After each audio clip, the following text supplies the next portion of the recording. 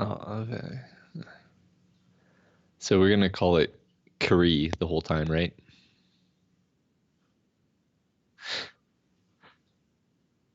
I'm gonna refer to it as Carrie by Stephen King.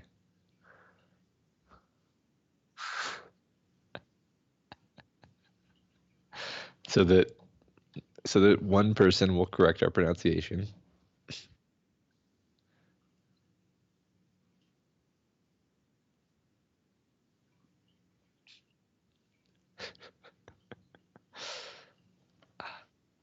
Oh, nothing. Nothing at all.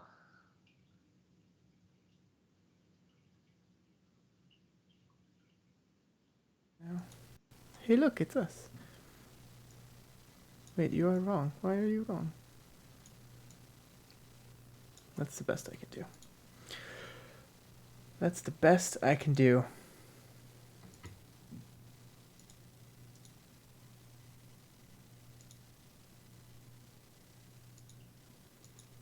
All right. All right, guys. Sorry, we're running a little late today. We will get started very soon. Matt, are you ready? I am recording now. Okay. Okay. So am I. All right, let's go ahead then and open my Word document so I can know what I'm gonna say. All right. Where's the link to the live stream? Oh, you need that? I don't need it, but I'll just put that there. I put it in the, I see it. and I guess I'll tweet it too, just while we're doing this, while we have people watching us do nothing. So professional.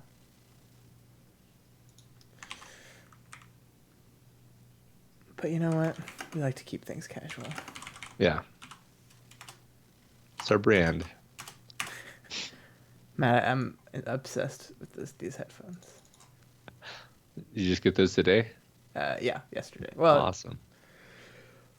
they're so nice. I can't even hear noises that are not there because they're just canceled. They're just canceled. All right, guys, we're gonna go ahead and get started here really soon. This is unlike if you've ever been on any of our other live streams. It's not a book club. This is fully interactive, so we're gonna be talking with y'all. Feel free to ask questions. Feel free to not ask questions. Just whatever. We will if we're gonna be checking the chat and chatting with y'all throughout. So it's gonna be a good time, I think. Yeah. How's the sound, everyone out there? Is it balanced between me and Scott? It should be. We'll move forward as though it is. Yeah.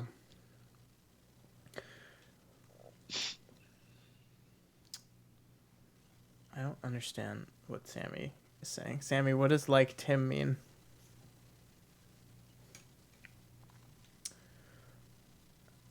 Super? Okay. All right. All right, let's go and get started then. I should we do? I don't know if you like countdowns on live streams. What are the rules? What are the rules Uh, of the uh, world? I don't think there's a rule. If you're gonna edit it later, then a It countdown makes can it help. easier. It makes it Yeah. easier. Yeah. Yeah. All right. Let's go then in 5, 4, 3, 2, 1. Hello and welcome to the Daily Planet Book Club, our monthly live stream discussion of a book chosen by you, our listeners. My name is Scott Daly, your host, and I'm joined as always by my prom date, Matt Freeman. That's right, Scott. But remember that I have to get home early. Mama is waiting. Right, right. Hold on, let me just go get my bucket of pig's blood. What was that? Nothing. Matt, why don't you tell our audience what book we are discussing tonight? This month's book was chosen via poll by our generous patrons, receiving 39% of the total vote. You guys chose Carrie, the first published novel by Stephen King. Scott, hit me up with that summary. All right, Carrie tells the story of Carrie White, an ostracized and bullied 16-year-old girl living alone with her widowed mother, who also happens to be an insane fundamentalist Christian woman who thinks sex and everything to do with womanhood and sexuality is evil. Also, Carrie has mind powers.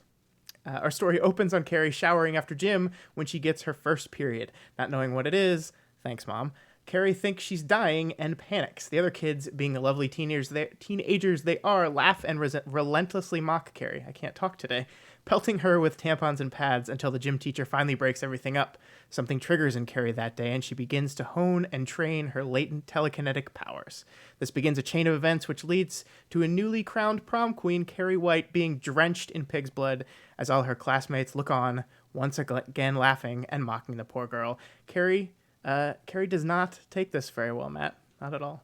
No, no. And, it's interesting because the popular culture has been saturated with this story for so long that I have a hard time knowing what it was like to read this back when it was new. You know what I mean? Yeah, yeah. I think we're going to talk about that a lot. I think it's Yeah. very funny that there's one of the last pages of the book is like just references of how different things have looked at this thing, and like pulling a Carrie is referenced in the world of the book as something that becomes synonymous with flipping out, and that's like literally exactly what happened in our cultural landscape. That's like "don't go all Carrie on me" is a phrase that people use all the time. Right. Yeah, so the book alternates between the current telling of Carrie's story via several point of view characters, and also then flips back to excerpts from post White incident books and testimonies that are written in attempts to understand and explain what Carrie's power was and what caused her to burn an entire town to the ground. It was King's very first published book, though the fourth novel he had written, and it came out right in the right time. It was like right in the why can't I say that word? It was right in the time of The Exorcist and the Amityville horror films, so people were really into horror stuff at the time. And Carrie came out right when it needed to. It was a smash hit. It jump-started King's career, and as you said, became this cultural milestone. It has been adapted a million times. There was a 1976 film, a 1988 Broadway musical, which I did not know about until I started researching for this, a 2002 television film, and then another 2013 TV film. I think the most famous of all these is the 76 film directed by Brian De Palma, starring Sissy Spacek, but we will talk to that in a bit. But let's just talk about Carrie. Matt, I think this was your first time not only reading this book but reading any Stephen King, right? Almost. I had read Needful Things before this. Oh, okay. Yeah, but that was many, many years ago. And also this book is very different from that one. So I am definitely much more of a Stephen King neophyte than you, and I really love this book actually. It's a classic, so on some level I knew it was going to be good, but I've said many times that good writing, like the best writing, is really being good at psychology, and I think that's one area where Stephen King is masterful, is his grasp of psychology, specifically sort of the dark parts of psychology that people never want to look at or talk about. That is his wheelhouse, and this book absolutely takes you to very disturbing places, and it's wonderful. Yeah, I completely agree. As you said, I am a kind of obsessed with Stephen King, but for some reason this book was just one of his that I had never read. I'd seen the 76 movie, the Sissy Spacek movie, which Rawl in chat right now says the Sissy Spacek version of this movie was excellent, and he is absolutely correct. That's a great movie. I had seen that film many times, but I'd never come back and read this book, and it is very, very well done. It's like you can see the areas in which Stephen King is very early in his career, especially in the length of the book, because this is a pretty short book, and Stephen King is pretty infamous for writing a lot. So this was back when he still had an editor that told him, no, you have to stop writing now. But it really has all the things that I love about Stephen King. The characters, the setting are all things that are very important to him and things that he spends a lot of time on. And this book is named Carrie, but we spend a lot of time on the other characters. Everyone else involved with this, from the teacher, the principal, to Sue, to Chris, to Chris's crazy boyfriend Billy with his demon car. We spend a lot of time on these characters. We really get to know them. We get to understand them. We get to understand who they are and why they did these things, and what it's a deep dive examination of one particular incident. And I loved it. I loved every bit of it. It was a great read. I read it twice in preparation for this, which is the first time I've done that for the book club, because I was just so enamored by the book. It also helps that it's short and takes like a day to read, but that's that. Yeah, I consumed it via audiobook, as is my habit, and Sissy Spacek was actually the reader, the Oh voice. wow. So that was really cool. I didn't actually realize that until afterward, but um, that's fine. I did appreciate that she did a fantastic job um, acting out the book, if you will. Really enjoyed it. Yeah, and I think when we get to the end of this thing, we're going to touch on the movies a little bit. I originally planned to say, oh, because this is a shorter book, we'll talk about the movies some. But then I was pulling slides in preparation for this, and somehow we have double the slides that we've had for any other book here. I don't know, maybe it's because I love Stephen King too much, but we have a lot to talk about here. There's a lot to say. Um, I think we're going to talk a lot about Stephen King's style and his writing, and what is unique about it, and what makes me like it, and what is pretty simple and non-complicated about it as well. Yeah, yeah. So let's just jump into it. All Let's just right. do it. Let's just do it. Let's talk about the first page of the book, where we set the tone right away. You want to read this one? Sure. Nobody was really surprised when it happened. Not really. Not at the subconscious level where savage things grow. On the surface, all the girls in the shower room were shocked, thrilled, ashamed, or simply glad that the white bitch had taken it in the mouth again. Some of them might have also have claimed surprise, but of course their claim was untrue. Carrie had been going to school with some of them since the first grade, and this had been building since that time, building slowly and immutably, in accordance with all the laws that govern human nature, building with all the steadiness of a chain reaction approaching critical mass. What none of them knew, of course, was that Carrie White was telekinetic. Yeah. So, like we said, this is the very first uh, part of the story. I think the story opens up with a news report about the stoning incident at the house when Carrie was a kid, but this is the first actual prose within the meat of the story. And the thing that I found so interesting about this that I wanted to talk to you about is the book kind of declares upfront that, one, we're dealing with someone with superpowers, and two, there's something bad that's going to happen, something terrible that's going to happen at the end of this book. We reveal that within the first few pages, that there's something called the White Incident, where hundreds of people die, things go bad, it's all centered around this one girl, and we declare that right away. And I think that's interesting, you know, on multiple levels. In 1974, it was interesting because that kind of hooks you. You know that at the end of this book, there's something terrible happens, and it's something dealing with telekinetic powers and forces of darkness or whatever. But coming back and reading this in 2017, as someone who, like you said, knows this story by heart, basically, even if you haven't read it, like, you know, like the image of Carrie covered in blood standing in front of the prom is like ingrained in our cultural subconscious. So I liked reading the book and not having the book like try to mask and hide all this stuff from you very much. I liked that it was just kind of up front, and I think that makes the book work on not only multiple readings, but work even though it's become this cultural touchstone. Yeah, I agree completely. It's more like, all right, here's the story. At the end of the story, this woman is going to kill everybody. So now, aren't you curious to see how we get there from here? Because the place we start at is so far from that you're just very curious to see how that ends up happening. Yeah, yeah, and I think it sets what the importance of the story is. The importance of the story is not the event. The importance of the story is not what Carrie does, but how Carrie got there. And by revealing what she did from the beginning, that's King telling you that's not what matters. Focus on the characters, focus on the people, focus on who they are and what drives them to the decisions that they make. Yeah, I think that's the better choice in general, actually, because if the massacre had been played as a surprise, if he had structured the book that way, I really think it would be much less remarkable. It would just be um, s- it would be too much relying on that suspense, and then if the suspense isn't there, then the story doesn't have much going for it. But the fact is, the story has a lot going for it, even without that suspense. Yeah, I agree. I agree.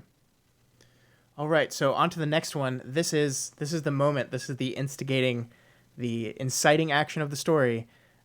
Carrie is in the shower, starts bleeding, doesn't know what's going on. I'll do this one. Okay. A tampon suddenly struck her in the chest and fell with a plop at her feet. A red flower stained the absorbent cotton and spread. Then the laughter, disgusted, contemptuous, horrified, seemed to rise and bloom into something jagged and ugly, and the girls were bombarding her with tampons and sanitary napkins, some from purses, some from broken dispensers on the wall. They flew like snow, and the chant became plug it up, plug it up, plug it up, plug it. Sue was throwing them too, throwing and chanting with the rest. Not really sure what she was doing. A charm had occurred to her mind, and it glowed there like neon. There's no harm in it, really. No harm in it, really. No harm. It was still flashing and glowing reassuringly when Carrie suddenly began to howl and back away, flailing her arms and grunting and gobbling. I like I we this gets me into Stephen King's prose a little bit, and I like he is a very simple writer, and I don't mean that in a bad way.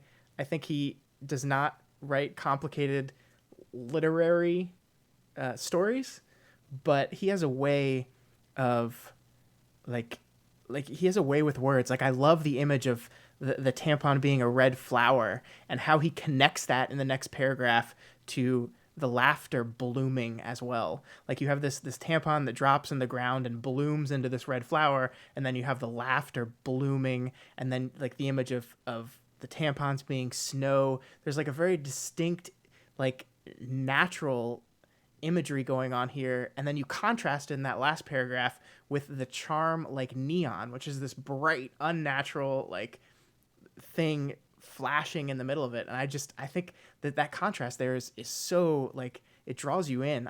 That's why I pulled so many quotes from this book, Matt, to read as we talk through this, is because I just love it. I love it.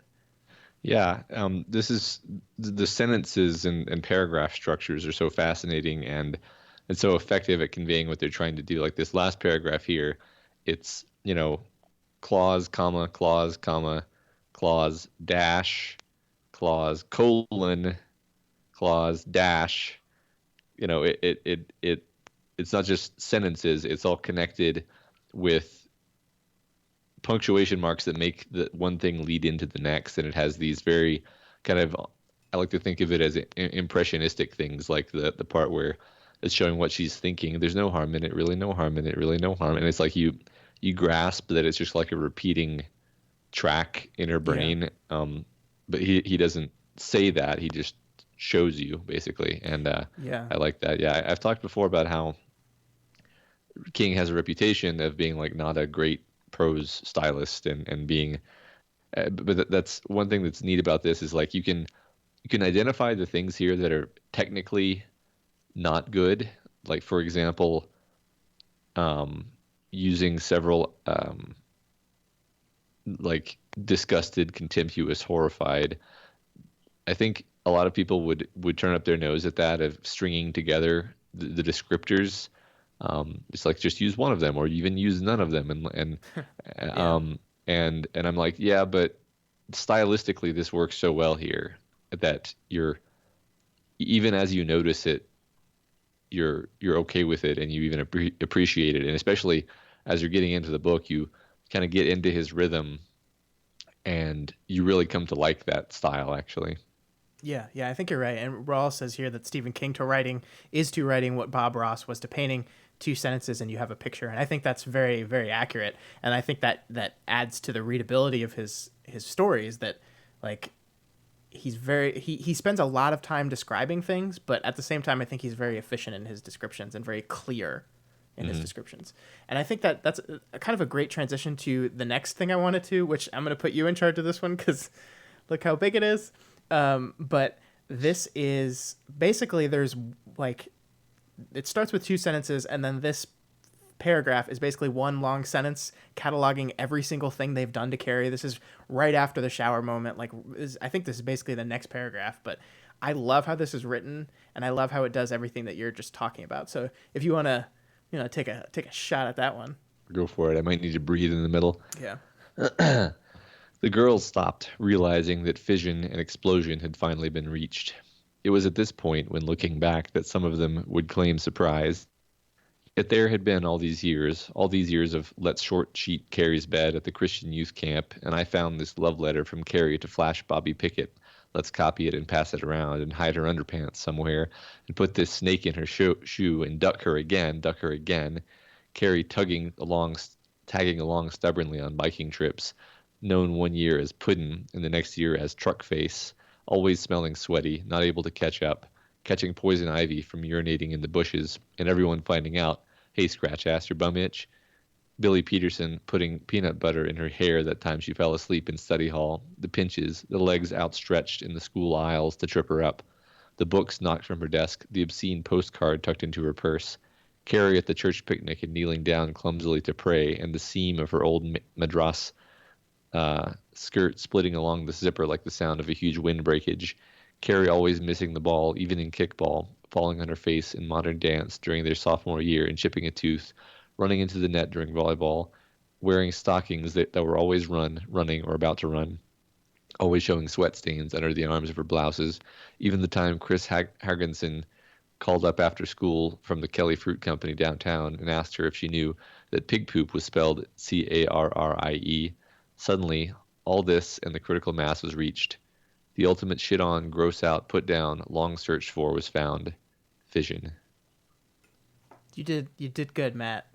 You did good. And I think this is exactly what we were talking about, that this, like, he's using commas and semicolons and colons. And this is, I mean, all a grammar Nazi would look at this and have a heart attack, because like this is a run-on sentence. It's all over the place, but it does exactly what King wants it to do here, which is string together this long list of terrible things that have been done to this poor girl in a way that makes it nonstop. That, like, yeah, you can technically pause at the commas, you can technically pause at the semicolons, and a little bit more at the colons here and there, but you're basically, this is one long non-stop thought, and it just goes on and on and on and on, and there's a point when, like, there's so much of it that you're not even paying attention to the individual things anymore. You're just, like, as you're reading, you're just remarking on the length of it. Like, it's not even the individual things anymore. And yeah, Bobby Schaefer in chat, right, says the sentence is as endless as the bullying, and that's absolutely what King was going for, and I think it works so well. Yeah, I think he's actually trying to make you feel like Carrie. He's trying to give you a sense of what it's like to be Carrie. And I think that was actually a lot of what he was trying to do with this book, period, is get you in the head of a person who has been abused to this degree and feel real sympathy for them, because there's plenty of people who are this poorly off. Yeah. I wanted to draw attention to specific things that I like.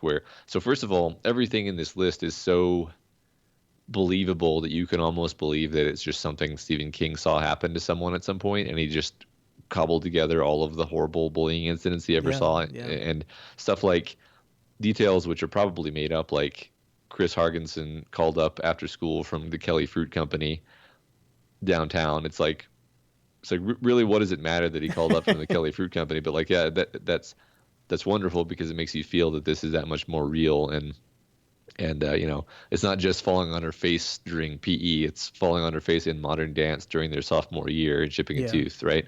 It's so specific, yet the specificity makes it general. It makes you feel like, oh, and I'm pretty sure everyone has had some embarrassing incident in their life that they can relate to something in this matrix of nightmare things happening. So it makes you empathize that much more, I think. Yeah, absolutely. And I think you're right that there is, like, nothing in here is, like, to a point that individually it would be like, oh my God, that's terrible.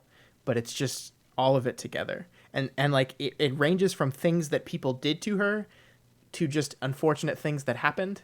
Like, that, like, wasn't even anyone else's fault. Like her kneeling down and her seam of her skirt ripping, that's just an unfortunate thing that happened to happen. Like it's not her fault. It's not anyone's fault. It's just that tacked on to every other thing.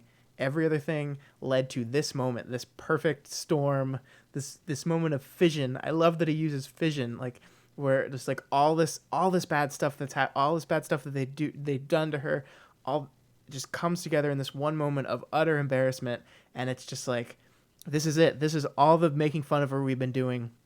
Everything bad we've been doing to her has led to this one moment where she is the most embarrassed that she's ever been, and we are just gonna pile on because this is what we've been waiting for. And it's you're right, it gets you in Carrie's mind, but it gets you in Sue's mind. Like, we actually, like, Billy and Chris are both characters in this story, pretty central characters, and you don't even realize it at the time, but here they are in this paragraph. Yeah, yeah, I didn't even pay attention to that. Thanks for pointing that out. Um, yeah, I wanted to, I don't go backwards since we have so many slides to go through, but it interesting that the last slide ends with her flailing her arms and grunting and gobbling and howling, and basically all these things she's doing are very undignified. And I wonder if King is trying to elicit a little bit of disgust from you, the reader, make you a little bit disgusted with Carrie in this moment, and then make you feel bad about it by showing how pathetic she is and what a victim. And it's interesting because at various times he'll make you empathize with different characters who are on different side of this divide. Yeah. And it always kind of works. It's like you can totally understand what it's like to be Carrie, and you can also totally understand what it's like to be one of the kids who's doing this to her, because we all have that capacity to be pricks in Yeah. us. Yeah. I think it does, and I think that this beginning of the story is very much filled with cow imagery for Carrie and pig imagery for Carrie, and that kind of carries through the book. But King describes her face as bovine many times throughout this thing. I mean, Hmm. we are kind of primed to understand Carrie as this very, very unfortunate looking girl, which ties into how everyone else feels about her. But yeah, her movements are very animalistic. They're very rough and undignified, and yeah, and I think that's absolutely what he's doing to get you in the mindset of these teenagers. To, of course, you'd pile on in this moment because look at her. Yeah, Um, right. yeah, Yeah, and I think he's trying to make sure that you realize that this is the way people really behave. Like, these kids are not monsters, actually. I mean, they're terrible, but when you're like, kids do this kind of stuff. yeah, yeah, It's absolutely not unrealistic. yeah. The supernatural element of the story is Carrie's telekinesis. Hmm. Everything else is completely believable, completely real. Yeah. Yeah. All right. So here is one of the, I think that we talked about how the book jumps back and forth, and this slide right here is a jump back in time. They're interviewing Carrie's old neighbor, who lived next door to them. I think this is right before the incident where it rained stones on the ground. I don't know if you want me to take on this one, give your reading chops a break. Sure, I'll do the next one. Sure. Sweet is the only word that fits. Sweet and bright and innocent. Her mother's sickness hadn't touched her very deeply. Not then. She didn't smile back. She just pointed and said, "What are those?" I looked down and saw that my top had slipped while I was asleep, so I fixed it and said, "Those are my breasts, Carrie." Then she said, very solemnly, "I wish I had some." I said, "You'll have to wait, Carrie. You won't start to get them for another, 8 or 9 years." "No, I won't," she said. "Mama says good girls don't." She looked strange for a little girl, half sad and half self-righteous. I could hardly believe it, and the first thing that popped into my mind also popped right out of my mouth. I said, "Well, I'm a good girl, and doesn't your mother have breasts?" She lowered her head and said something softly so I couldn't hear it. When I asked her to repeat it, she looked at me defiantly and said that her mama had been bad when she had made her, and that was why she had them. She called them dirty pillows as if that was all one word.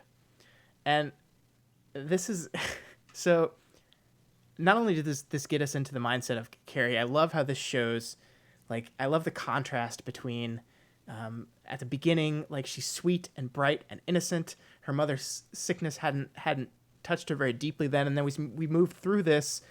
We see that she's kind of half sad, half self-righteous. And then by the end of this part, we're seeing she's looking defiantly. It's like we see many times throughout the story where like a bit of who Carrie is will leak out in a way, and then something happens that pulls her back into her mother's point of view, that pulls her back into this unsure, ashamed person that her mother is basically making her. And I love that we see like she steps out, is a little defiant here, and then comes back.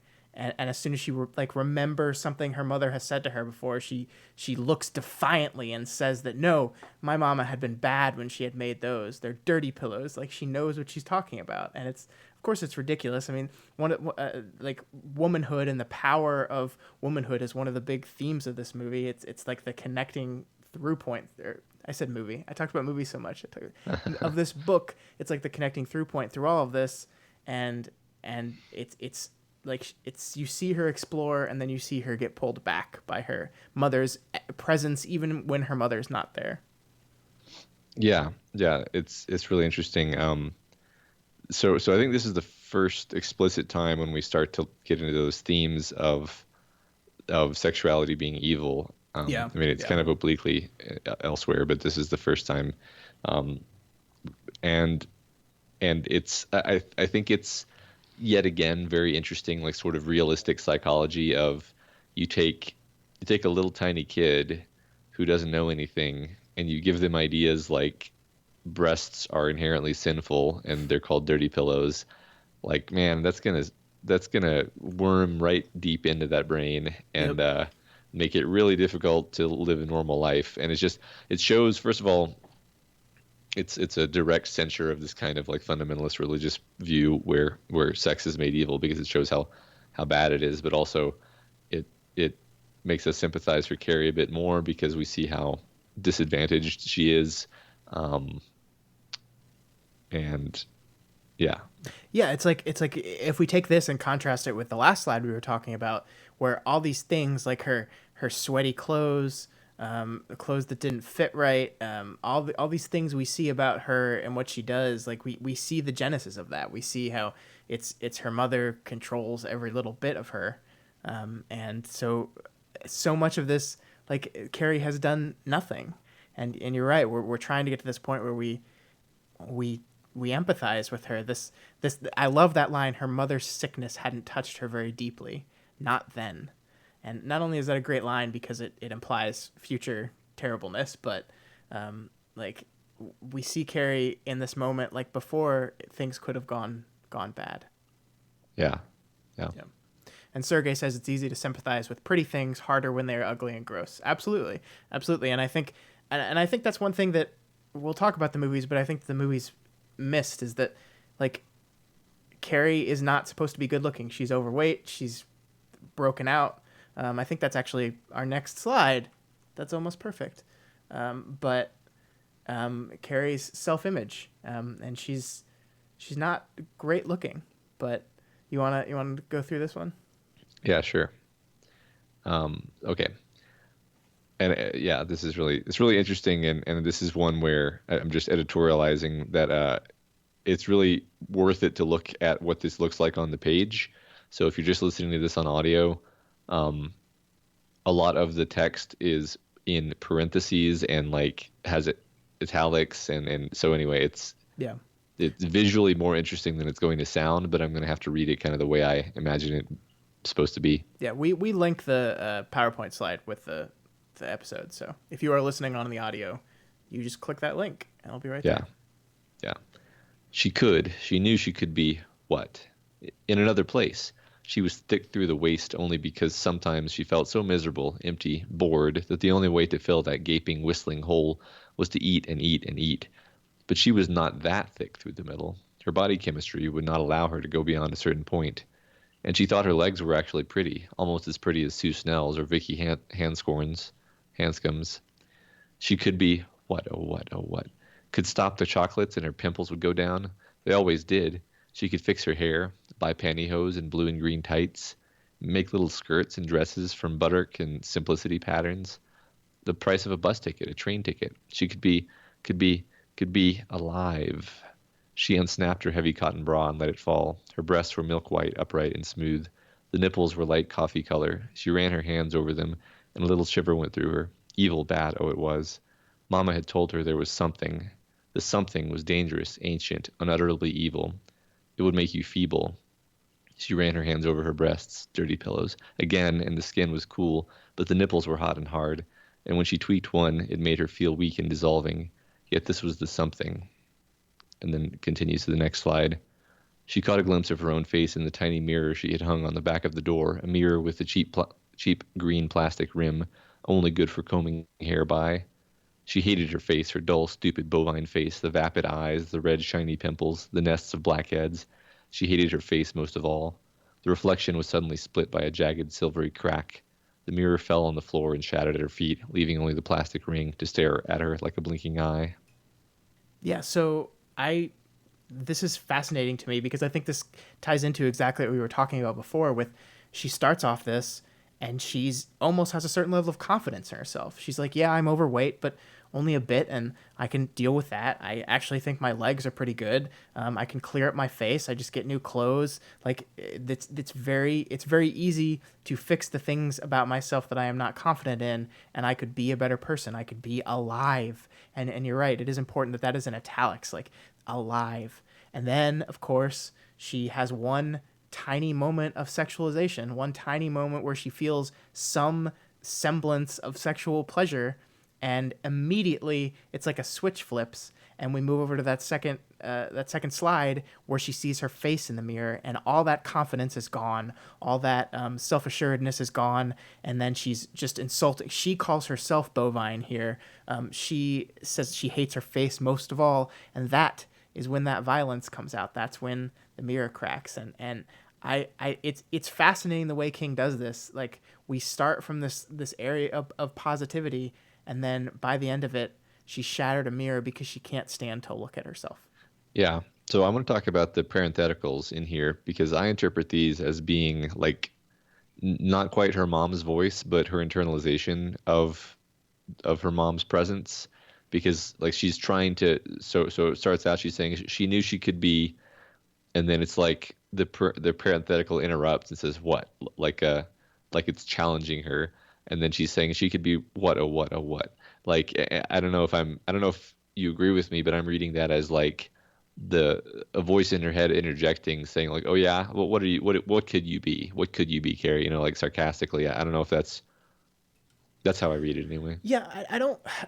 There's time, and we'll get to it later. But there's time when like the parentheticals become something else. They become like I think in this moment, yes, it is her mother because I think it's kind of representative of a subconscious part of her, and Hmm. in this moment, the subconscious part of her, she's trying to rebel, and the subconscious part of her is her mother's voice. I think that shifts later in the book. I think at the end of it, there's one moment. There's like again, this is hard to explain without being able to visually see it, but like this sentence she knew she could be in another place. That is one complete thought, and it's being interrupted. Hmm. And then there's one spot later in the book where the parenthetical finishes the thought that she was having, and that's of course the moment where she realizes that she has power and she decides what she's going to do. But like so where her subconscious and her conscious mind have finally linked up. But yeah, I mean, I don't think you're wrong that it's her mother's voice in these moments. Yeah, I think maybe just her inner voice is a better way because she does, it doesn't seem like it's a positive and encouraging force because it interrupts her with dirty pillows whenever she thinks breasts. So it Yeah, definitely has that repressive element to it. But yeah, I think it's just kind of her inner voice. Yeah, I yeah, think that makes yeah. sense. And Sammy says that he read it as when she looks herself in the mirror, she sees it like the kids at school do, and then starts berating herself.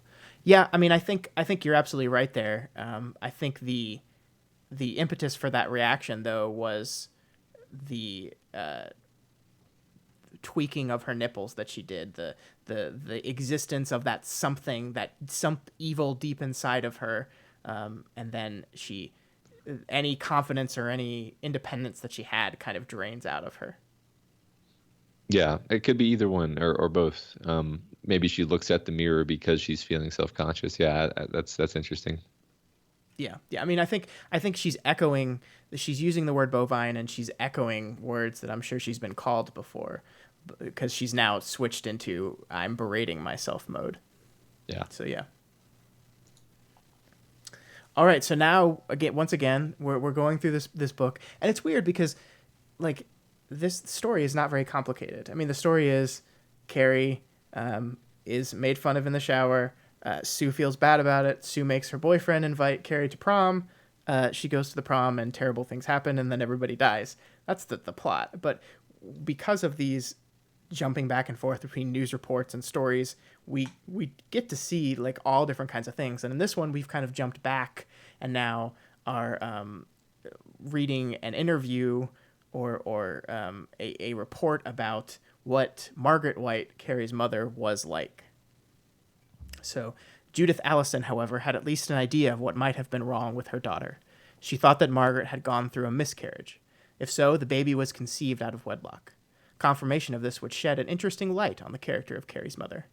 In a long and rather hysterical letter to her mother dated August 19th, 1962, Margaret said that she and Ralph were living sinlessly, without the curse of intercourse. She urged Harold and Judith Allison to close their abode of wickedness and do likewise. It is, Margaret declared near the end of her letter, the only way you and that man can avoid the rain of blood yet to come. Ralph and I, like Mary and Joseph, will neither know or pollute each other's flesh. If there is issue, let it be divine. Of course, the calendar tells us Carrie was conceived later that same year. So I like this a lot for the, of course, like blood is our continuing image throughout this, right? It starts with Carrie's menstruation blood. We have a literal rain of blood when the pig's blood rains down on her, and then the blood and death that she's caused. And then we loop back around to Sue's period blood at the end. But so I like the image of the rain of blood here, of course, becomes literal.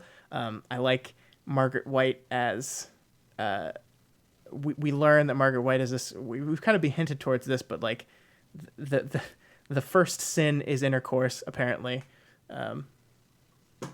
Yeah. Yeah, this is, I mean, I like stuff like this because this is a good opportunity to talk about the um I don't know if metatext is the right word at all actually, but the interspersed bits of stuff that's almost self-referential talk about the story. And these things where when you're in Carrie's head, you have a very particular view on who her mother is and what her mother is, and it's kind of very interesting to see that her mother is just a crazy person. Like uh, Carrie Yeah, sees her as yeah, terrifying and domineering, and she's her mother, and she, seeing her from the outside, it's just like, oh my God, this woman should not have a child and yeah. should actually, probably needs help. Um, and it's really neat that he gives us all these different perspectives on, in some cases, many perspectives on the same situation, on the same Right. incident, the same exact occurrence. Well, and the interesting thread is as she's discovering her telekinetic powers, it seemingly lines up with everything her mother's been telling us that there's some evil power deep within you, and now she suddenly realizes that when she gets angry, she can move things with her mind, and so it's Yeah, got to be very confusing for young Carrie, and she has no one to turn to, like no kind of guidance or any kind of real support in this because her mother is you're absolutely right, just this crazy person who who writes letters to her parents telling them that any kind of sex, even amongst married people, is sinful. Which I think like this is interesting because this is the third book we've talked about that had some sort of religious undertone to it, some more explicitly than others. But this one is very specifically not anti-religion in any kind of specific way because the things that Margaret White believes are not found anywhere in the actual Bible. Like the idea of intercourse being the first sin is not in there. um, yeah, so it's just like it's a commentary on like an interpretation, a ridiculous, insane, dogmatic interpretation of some of this stuff. But I don't think King is specifically setting out to attack religion with this character at all. I think you're right. And you know, while I haven't read much King, I have seen many of his movies, and he has a lot of great characters, which are basically really, really sick, twisted person who uses something for their justification. And sometimes it's Yeah. religion, like the woman in Misery, the nurse. She's like kind of religious minded, kind of conservative and prudish, and that's kind of the weird veneer that she puts over her violent tendencies and Yeah. murderousness. And here we have this woman. It seems like she's the victim of something. It seems like something terrible has happened to her to make her this way, and she's desperately trying to use religion as the framework Yeah. that makes her world make sense. And the book certainly doesn't go out of its way to make us feel sorry for her at all. But No. I can't No. help but think that you know King definitely has some ideas about evil. I think, um, Yeah. No. and Absolutely. I feel much less qualified to talk about that. But it does seem that her mother is definitely an extremely destructive force. And should not have had a child, obviously. Yeah. Yeah. I think young King was a little more. I wouldn't say anti-religion, but I would say had trouble with religion than current Stephen King is. I think post his near-death experience, he, um, I like he, I don't think he's a religious person, but I think he's just this. Some of the stuff comes off of as the mind of a kid in his 20s. I think he was like 20. He was in his younger 20s when he wrote this, and he thinks he had the answers about some of this faith stuff. And his opinion on that has refined and changed over his writing career. Yeah, that makes sense. Yeah. I do wonder what people he knew that he was able to paint this pastiche. Yeah, I mean, we know that the character of Carrie was based off of a someone he knew in school, right? Yeah, That his mother, Carrie, the person in school he based off of, their mother was like a crazy person with like contests and like obsessively signed up for all these different kind of drawings and contests and things. So, I mean, the religious part of it was something that King absolutely added on his own. So, yeah, but I wonder if he had anyone like that he was referencing here. I don't know. yeah, yeah, Yeah, and Sergey says maybe not religion, but definitely faith, and I think that's right. Like, I mean, there's a huge difference between religion and faith, and I think a lot of King's writings like examine those things a lot. yeah, And Sammy yeah, says that extremists make good villains, which is true, which is very true. yeah. That's Yeah. that's that's a pretty simple explanation for why that works so well. Yeah. Yeah, yeah. All right, so this next slide is Carrie practicing her powers. Okay, I'll read this. Yeah. She opened her eyes. She looked at the brush on her bureau. Flex. She was lifting the hairbrush. It was heavy. It was like lifting a barbell with very weak arms. Oh, grunt. The hairbrush slid to the edge of the bureau, slid out past the point where gravity should have toppled it, and then dangled, as if on an invisible string. Carrie's eyes had closed to slits, veins pulsed in her temples. A doctor might have been interested in what her body was doing at that instant. It made no rational sense. Respiration had fallen to 16 breaths per minute, blood pressure up to 190 over 100, heartbeat up to 140, higher than astronauts under heavy G load of liftoff, temperature down to 94.3 degrees. Her body was burning away energy that seemed to be coming from nowhere and seemed to be going nowhere. An electroencephalogram would have shown alpha waves that were no longer waves at all, but great jagged spikes. She let the hairbrush down carefully. Good. Last night she had dropped it. Lose all your points, go to jail. Yeah, so I like this a lot. I think tying the sciencey stuff into it is interesting. I mean, obviously, King is not very interested in defining exactly how all this stuff works. He goes into this detail here.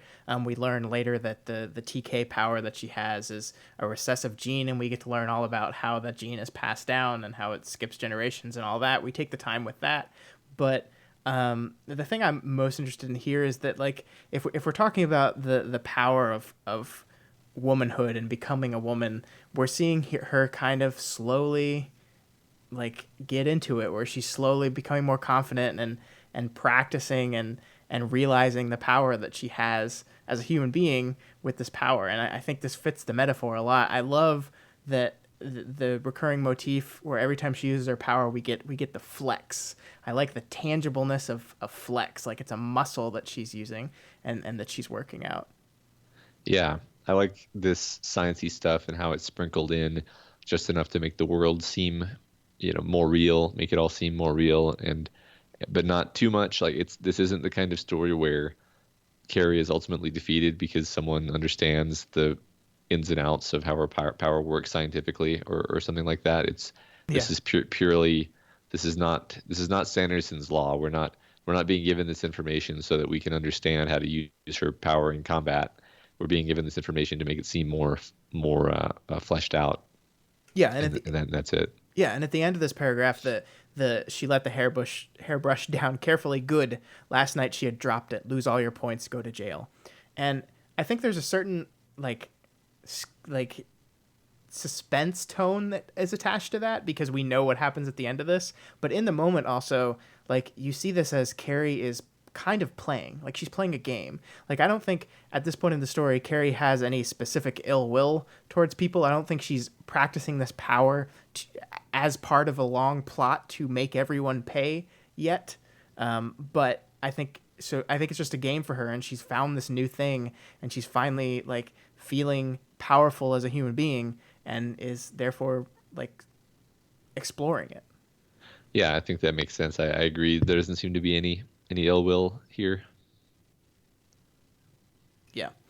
All right. So this paragraph I think is Sue Snell talking to her boyfriend Tommy about why they need to do something, why they need to help her, and I think this is one of the big kind of shifts in the story.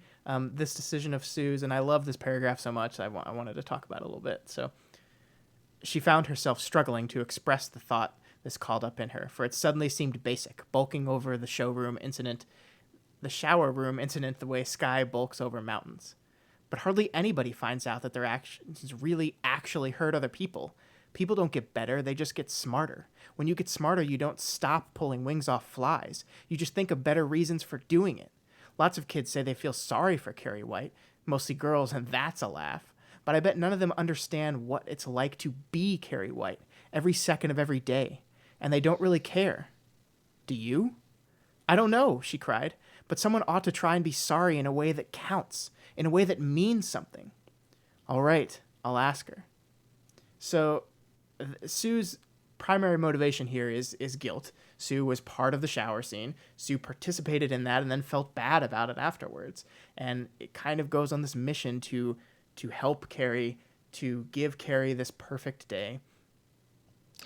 The thing that's interesting about this for me is that like Sue never talks to Carrie White throughout this entire like until the very end of the book, until she's laying with her dying. Sue doesn't say a word to Carrie. She kind of does all this stuff through proxies, and it's interesting that like this idea of none of them understand what it's like to be Carrie White is absolutely something that's true, but it's true. It's absolutely true for Sue too, and we'll see that paid off in a literal way later. But Sue is acting what I think she thinks out of kindness here, but it's actually selfishness. Yeah, yeah. Sammy in the chat just said Sue never tries to make Carrie feel better, just to make herself feel better about what she did. Um, Yeah, I think Sue is King's exploration of being the person who feels that guilt and not knowing how to discharge that because how are you supposed to discharge that? yeah, Like what are you? She, she makes an effort. No one else even makes an effort.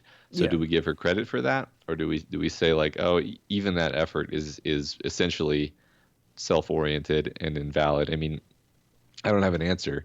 It's very interesting because you know that King had not guilt. Like we don't know that he did anything terrible to the girls who he was thinking of when he wrote this book, but we know that he probably had some guilt of just being a person who witnessed it and did nothing to avert the bad outcome, you know. Yeah. Yeah. And I think we all have a fragment of that from something in our lives where we know that we should have done something. We should have stood up to someone. We should have done something differently than we did. And now we just have that guilt and nothing to do with it. Um, Yeah.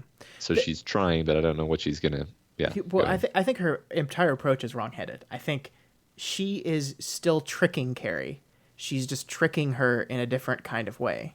Um, this is removing agency from Carrie. This is saying I can fix you by giving you this thing that I think you need. It's not actual. It's not real. None of it's real.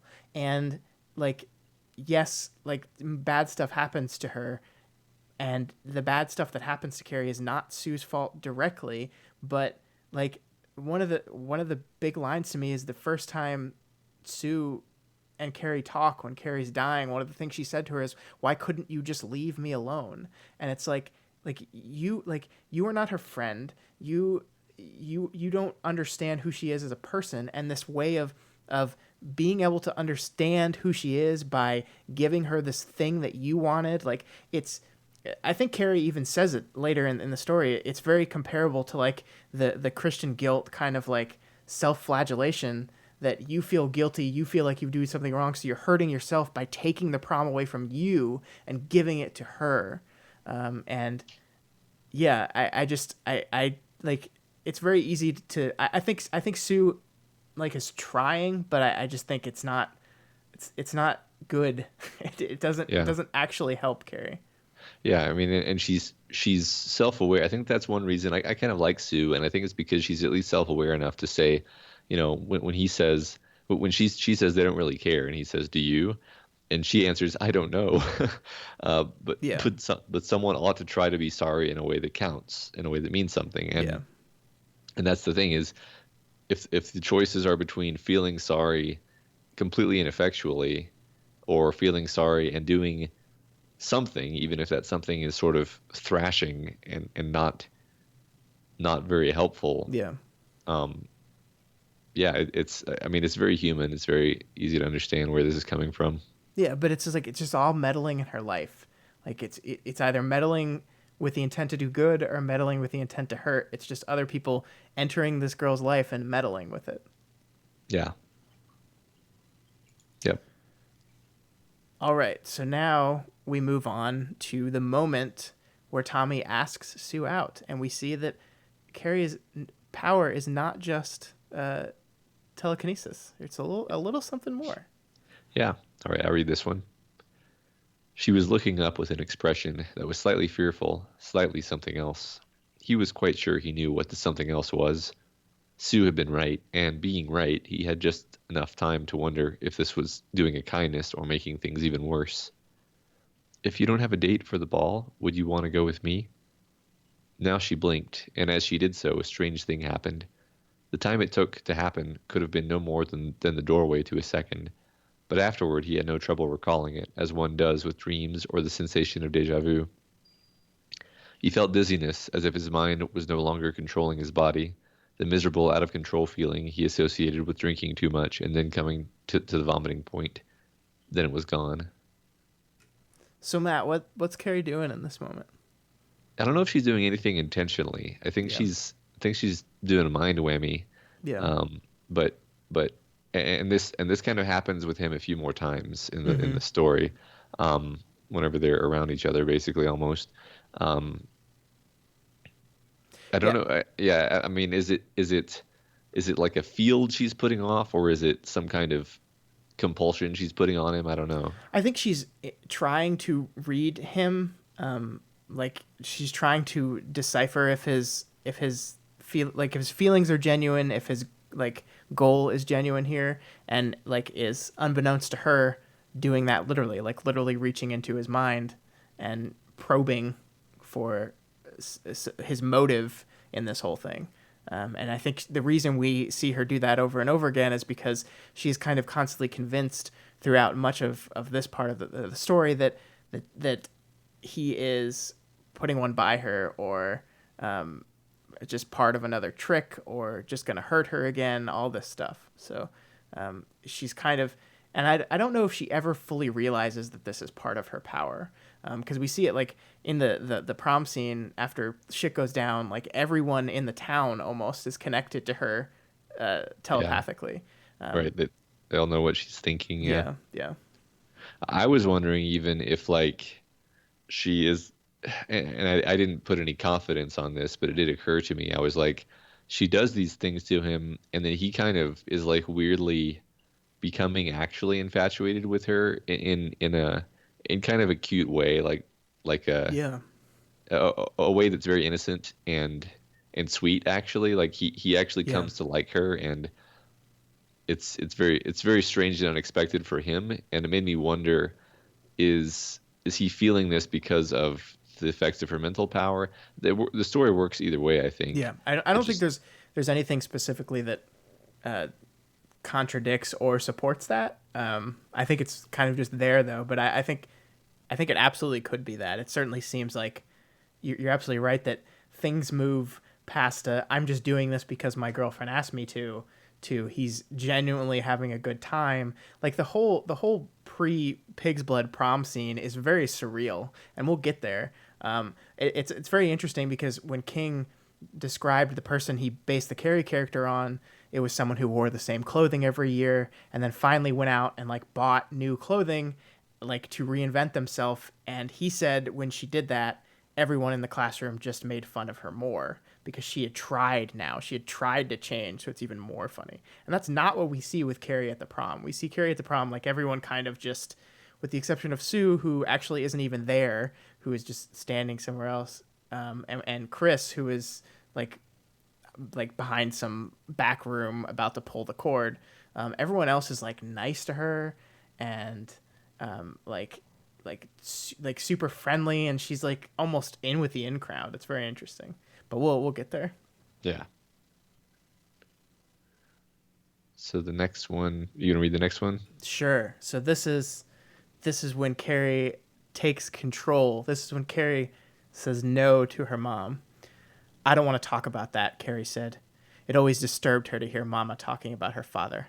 I just want you to understand. Things are going to change around here, Mama. Her eyes gleamed. They better understand it, too. But Mama was whispering to herself again. Unsatisfied with the feeling of anticlimax in her throat and the dismal, roiling emotional upset in her belly, she went to the cellar to get her dress material. It was better than the closet. There was that. Anything was better than her closet, with its blue light and overpowering stench of sweat and her own sin. Anything. Everything.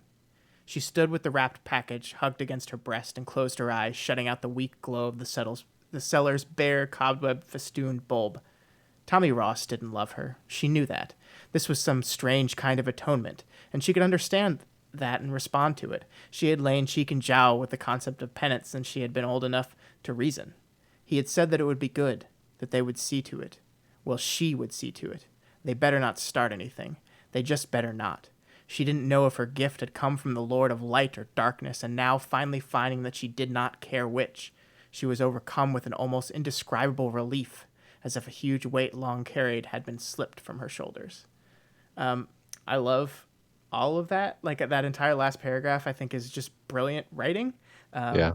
And it's like you kind of see her. We see her in this moment take control. She knows what Tommy's doing. She understands the score, but she knows that she has power now and she has agency now.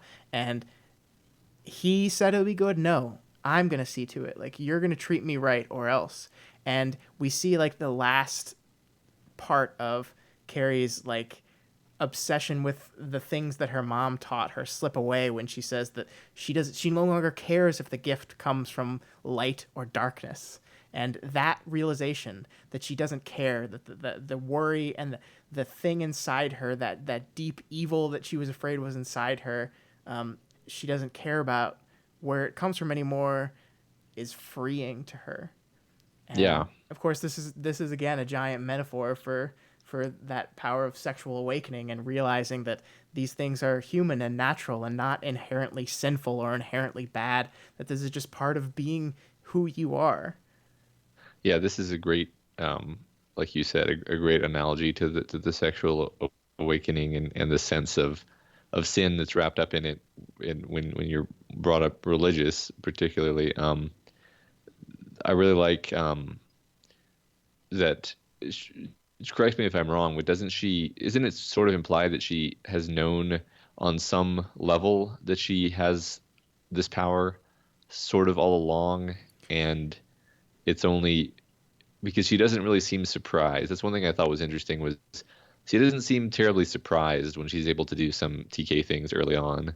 It's Yeah, almost like this is, go ahead. I think it's mentioned that like she knows things happened when she was younger. Like she knew about the big stones in the roof scene, but had kind of put a mental block up and forgotten about these things. And the moment of her, the shower scene, is where that all kind of comes back to her. That mental block goes away, and she starts remembering that. Oh yeah, there was always that moment, like when I was just able to move that thing, and I could do this thing, and when I got mad, this happened. And I don't think she always remembered it, but I think the moment of her first period was when she started remembering these powers and remembering these things. So Yeah, I guess I'm thinking about, isn't there a scene early on where somebody, it's like a little boy laughs at her and she kind of reflexively like knocks him off his bike or something like yeah, that. yeah, Yeah, and and then it's not entirely clear whether or not she realizes that she did that.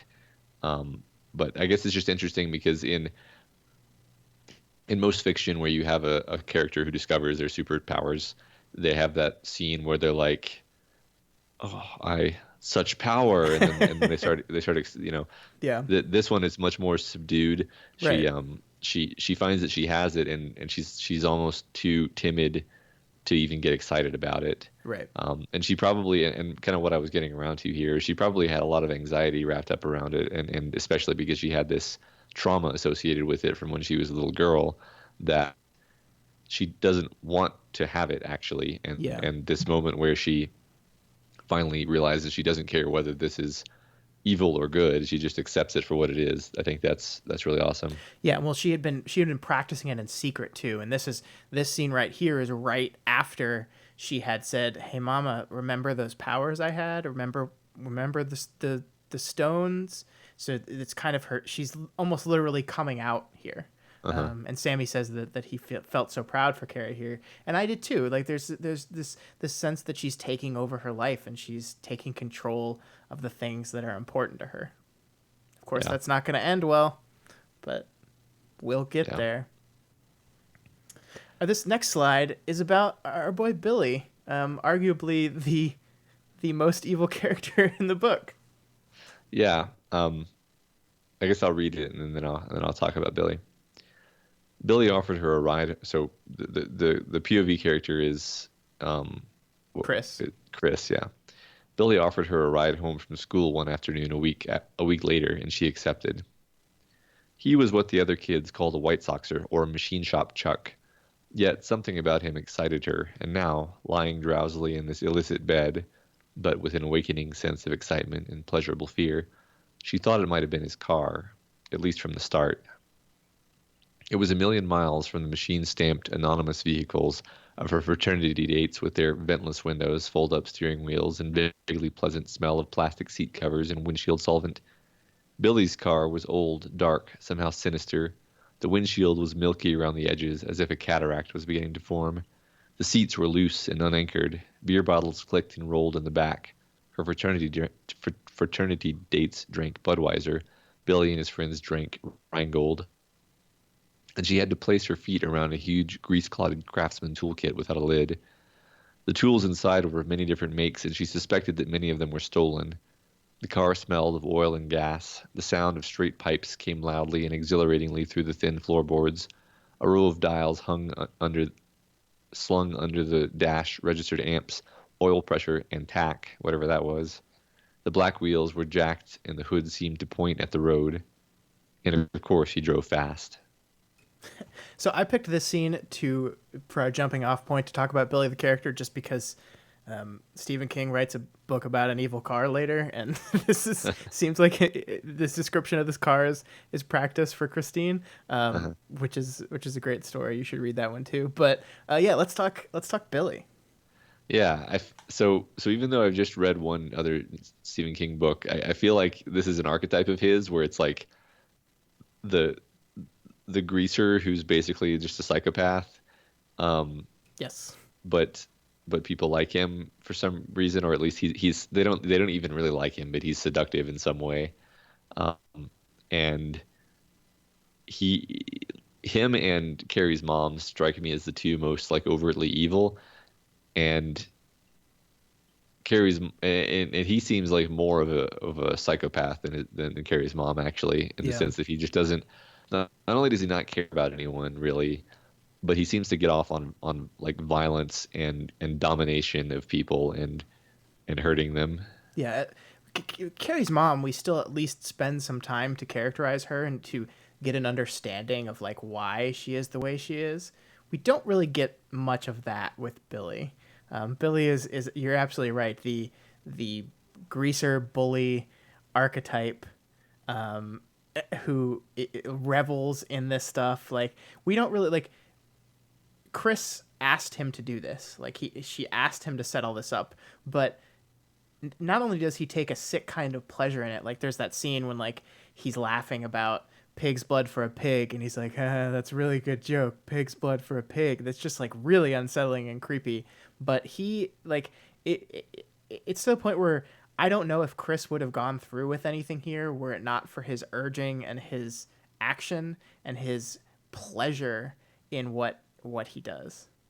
Yeah, he completely takes ownership of it to the extent, and then when Chris starts backing out, it's like he starts gaining pleasure from the fact that this is gonna mess her up too when it actually goes through. I feel like he's gonna make her actually pull the thing, Yeah. um, and he also is very conniving about everything. Like he makes his friends actually be the ones to go kill the pigs, and he keeps track of fingerprints and things like this. Like Yeah.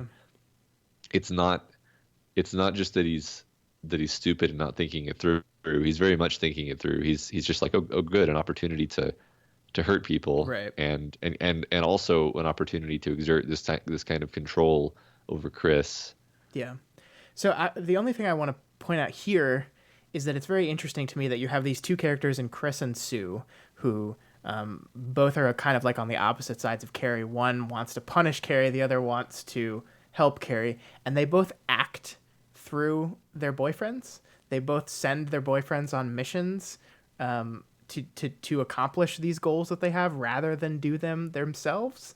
And I think in that we're kind of like comparing that kind of self removal of agency and pushing the agency onto the man character with Carrie, who we see literally takes control of her own life and takes control of her own thing and solves her own problems by blowing them up. But I think we're definitely intentionally making a contrast there. Yeah, I agree. So that's Billy. That's Billy. And Bobby in the chat mentions that when we find out the fabric color of Carrie's dress, which is red, which is like not only is that like brilliant in that it's like a special dig at her mother, but it's also like a dig at the girls and what they did in the shower, right? Like that's a level of confidence from Carrie. It's like oh, you think like I'm the period girl that like had blood all over me. Well, now I'm gonna wear a red prom dress. I think that's great. Which is one of the Yeah. things both of the movies changed. They changed it to pink, and Huh. I think it's from a visual perspective. They probably just wanted to make the blood pop a little bit more. So I guess I get that, but I think that the dress being red is pretty important. Yeah. No, I didn't really think that through actually. Yeah. That's cool. And Sammy is Sammy saying, points out, "Oh yeah, go ahead." yeah, that at least Carrie's mom, in a twisted way, was trying to save her daughter's soul, and I think that is one little notch that gives us a little bit of sympathy for her. Yeah. Also, the fact that her mom obviously really believes in like hell and evil powers, and her daughter has literally manifested what appear to be Yeah. extremely scary evil powers. So it's actually plausible that she's scared. Like it's like you can see why she would be terrified of her daughter and think that maybe she's evil. Yeah, I mean, we It's talked about what it was like for Carrie when she was getting kind of confirmation that her mom says there's an evilness inside of her and then she can control stuff with her mind. Yeah, think about that from Margaret's perspective when it's like, I created this child through sin, and now the child seems to be possessed by a demon. right. It's like confirmation of everything she believes. Yeah. Yeah, yeah. Okay, so this next one, they're at the prom now. They're at the prom. Is it my turn to read? I think so. This is the almost otherworldly type of everything that happened here is kind of like dreamy almost. The first thing that struck Carrie when they walked in was glamour. Not glamour, but glamour. That's hard to demonstrate when you're reading out loud. Beautiful shadows rustled about the chiffon, lace, and silk and satin. The air was redolent with the odor of flowers. The nose was constantly amazed by it. Girls in dresses with low backs, with scooped bodices showing actual cleavage, with empire waists, long skirts, pumps, blinding white dinner jackets, cummerbunds, black shoes that had been spit shined. A few people were on the dance floor. Not many yet, not in, and in the soft, revolving gloom they were wraiths without substance. She did not really want to see them as her classmates. She wanted them to be beautiful strangers. Tommy's hand was firm on her elbow. "The mural's nice," he said. "Yes," she agreed faintly. It had taken on a soft nether light under the orange spots, the boatman leaning with eternal indolence against his tiller while sunset blazed around him and the buildings conspired together over urban waters. She knew with suddenness and ease that this moment would be with her always, within a hand's reach of her memory. She doubted if they all sensed it. They had seen the world. But even George was silent for a moment as he looked, and the scene, the smell, even the sound of the band playing a faintly recognizable movie theme was locked forever in her, and she was at peace. Her soul knew a moment's calm, as if it had been as if it had been uncrumpled by an iron. So, I love I had to pull this out because I think it's beautiful. Like the way this is described, I love her soul knew a moment's calm as if it had been uncrumpled by an iron. Like we have this moment where for a brief moment you kind of forget that you know how all this shit ends, and you see Carrie who's happy, like Tommy's being nice to her, Tommy's friend George and his date are like being friendly with her and talking, and she's talking back, and for the first time Carrie is experiencing what it's like to just be a normal girl who's treated with dignity and respect, and like it's dreamy and like I love, but underneath it all, there's these bits of some imagery in here is a little concerning, right? Like they were wraiths without substance in the soft revolving gloom. Like there's this undercurrent here of like this is gonna go bad. Like and King is playing with it. Yeah, yeah, I think you're right. I didn't really notice that before, but yeah, that wraiths in the gloom is certainly a foreboding way Yeah. of phrasing that. Yeah, I like all this because it captures that kind of magical intensity of being that age and doing something like a prom or whatever, where everything is so vivid and it's just burned into your brain because of how big a deal you're making of it because it's very important to you at that time and it's very easy to remember those times and like this idea of Yeah. seeing something and knowing that it's always going to be within a hand's reach of memory. It's I like, oh, love that's that. totally, yeah, that's, yeah, and that's, he didn't have to put that in this book, like No. that's, the- it's beautiful, all by itself.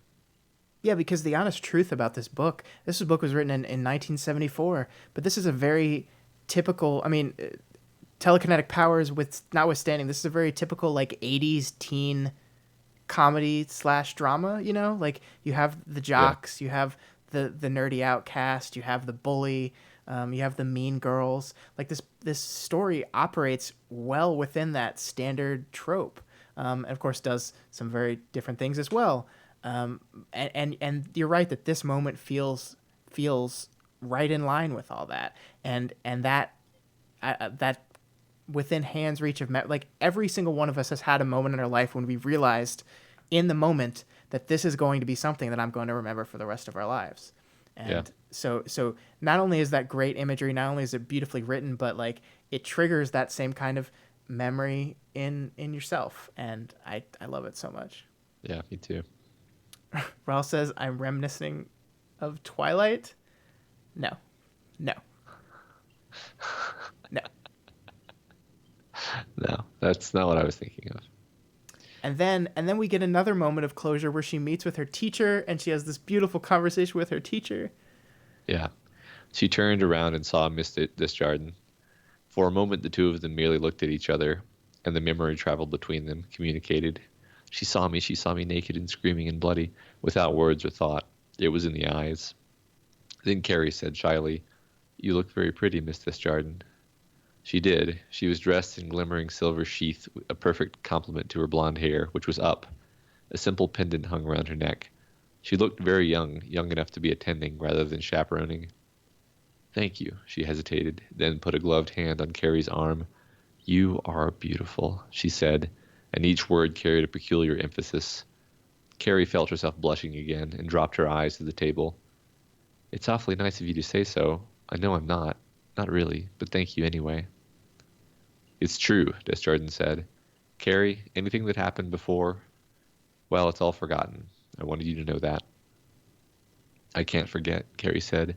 She looked up. The words that rose to her lips were, "I don't blame anyone." She bit them off. It was a lie. She blamed them all and always would, and she wanted more than anything else to be honest. But it's over now. Now it's over with. So that's fun. Yeah. So yeah, so I Matt, I think this is like a great capper on this. I think the thing that most interesting to me is anything that happened before now, Carrie, it's forgotten. And it's like it didn't happen to you, like it happened to her. Like you're not the one that needs to forget it. Yeah. Yeah, that's a good point. Yeah. I mean, I'm trying not to be too hard on Miss Jardins here, but it seems very, I don't know, stereotypical and kind of rote to be like, "You are beautiful." Like that doesn't wipe away the years of internalization of "No, I'm ugly" that Carrie has. She needs so much more than that. So it's not like it's not like she's doing the wrong thing. It's just like you can't really give yourself credit for being a good person because you were nice to Carrie one time. Yeah, well, it's back to this that moment of fission where it took um, this big, huge event that was devastating to her, life changing to her, for these people to suddenly notice her, for Sue to notice all these bad things. We saw that long list of things that bad things that happened to Carrie even before the shower scene, and but it wasn't until that moment that anyone seemed to take notice or care. So yeah, this is a nice moment with her. I'm glad that the teacher is trying to help her now and kind of trying to see her through this difficult time. And I know she's trying, but it's very much a too little too late situation. Yeah, we can talk about this Jordan more actually because she also had this terrible guilt and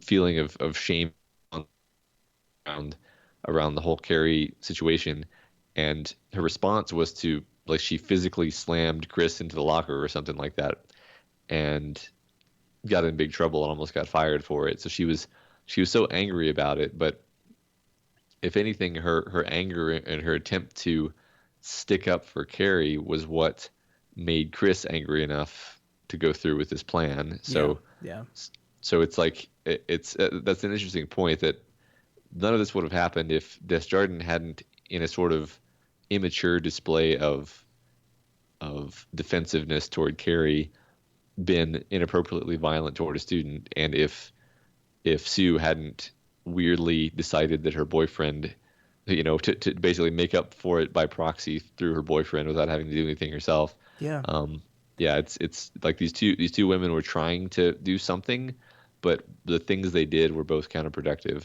Yeah, and Sammy says she's pulling a Sue, never acknowledging the problem, just trying to make it disappear. And I think that's very true. Yeah, I mean, I think that's interesting, and it'd be interesting to explore what King is trying to say by that. That you have this idea that these people are trying to help, but in their attempts to help, they make it worse. They make Yeah. it much worse because they never actually, like address the ongoing issue. They're just reacting to the bad thing that happened. Sue is reacting to the fact that people did this thing to Carrie with guilt, and she tries to fix that. Desjardins is reacting to the fact that she let it happen, that it happened under her nose, and she tries to fix it in her way. But they're not actually addressing that this is a girl who is alone and needs more than just that. Needs more than just one good night at prom.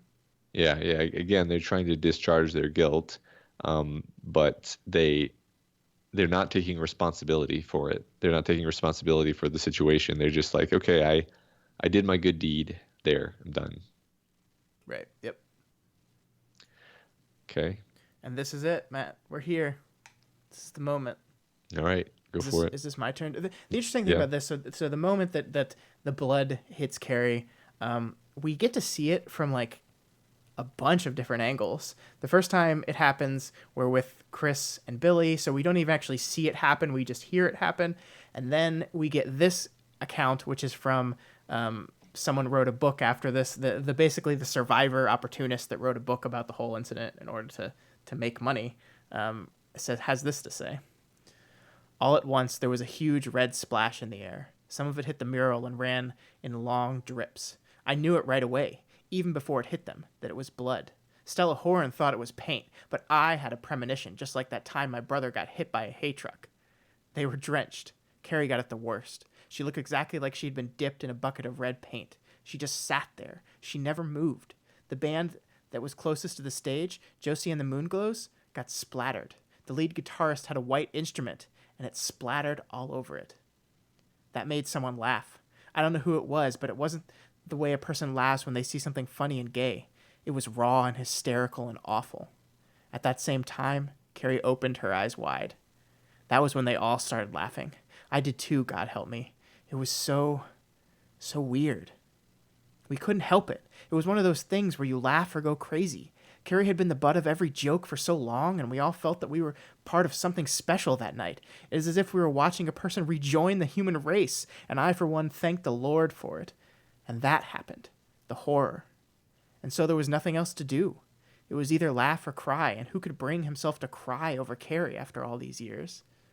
So this is the kind of, I forget the name of this character. I don't think we've spent much time with her, but she survived the incident and writes a book about it, and you get to see like this serves as like the general viewpoint of the non-specific teenage characters in the crowd, right? That these are just this is what the people felt, not any of our specific characters, not Chris who had a personal vendetta, not Sue who was trying to help, not Desjardins. This is just a stand-in for the rest of the school, and this idea that there was nothing else to do but laugh or cry.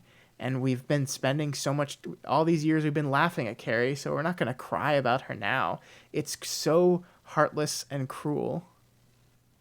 Yeah, but it's yet again it's understandable because especially when you're in a mob a crowd situation and you have that weird crowd psychology that comes into effect and that deferral of responsibility and and desire not to stand out from the crowd. You can totally imagine that if one person laughed, other people would laugh, and it would become a thing just like this. Yeah, yeah.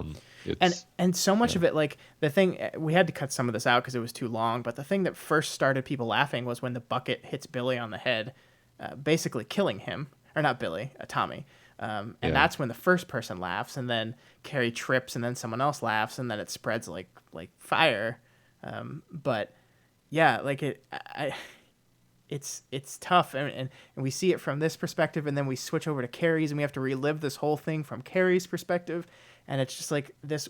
It's no surprise that this scene, this moment, even if it's mostly because of the film, like is the one that get ingrained in everyone's head. Sissy Spacek standing there with the blood all over hers with her eyes wide.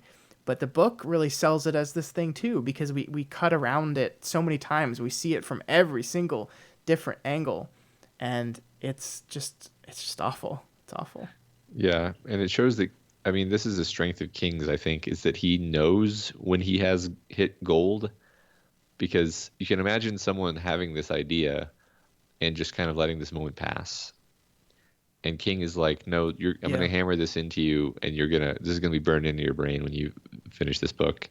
Because it's so archetypal, in a weird way. It's like, well, okay, Matt, what archetype? Well, the Carrie archetype. It's very deep. Yeah. Yeah. I think you're right. So let's do it. It's time. It's time for violence. The thing that is interesting to me is that in in all the movies, Carrie goes crazy right after all this happens, and that's not what happens in the book. In the book, Carrie leaves, goes outside, almost calms herself down, but then something makes her get up and go back inside, Yeah, and I that was thing is very surprised. important. Yeah, yeah, I was really surprised by that because I don't even know if I've ever seen the movies, but my osmosis impression of the story was that Carrie just immediately goes Carrie and kills everyone. It's like you said, she's not even in the room at any point when she's doing this stuff. Hmm. And I also thought, just since we're on this topic, that by osmosis, I thought that she just killed everybody at the high school and that was it. I didn't realize she Nope. goes on. No, we'll get to that though. All right. The tears of shame began to flow, as hot and heavy as that first flow of menstrual blood had been. They had beaten her, bested her, once and for all time. It was over. She would pick herself up very soon now and sneak home by the back streets, keeping to the shadows in case someone came looking for her. Find Mama, admit she had been wrong. No.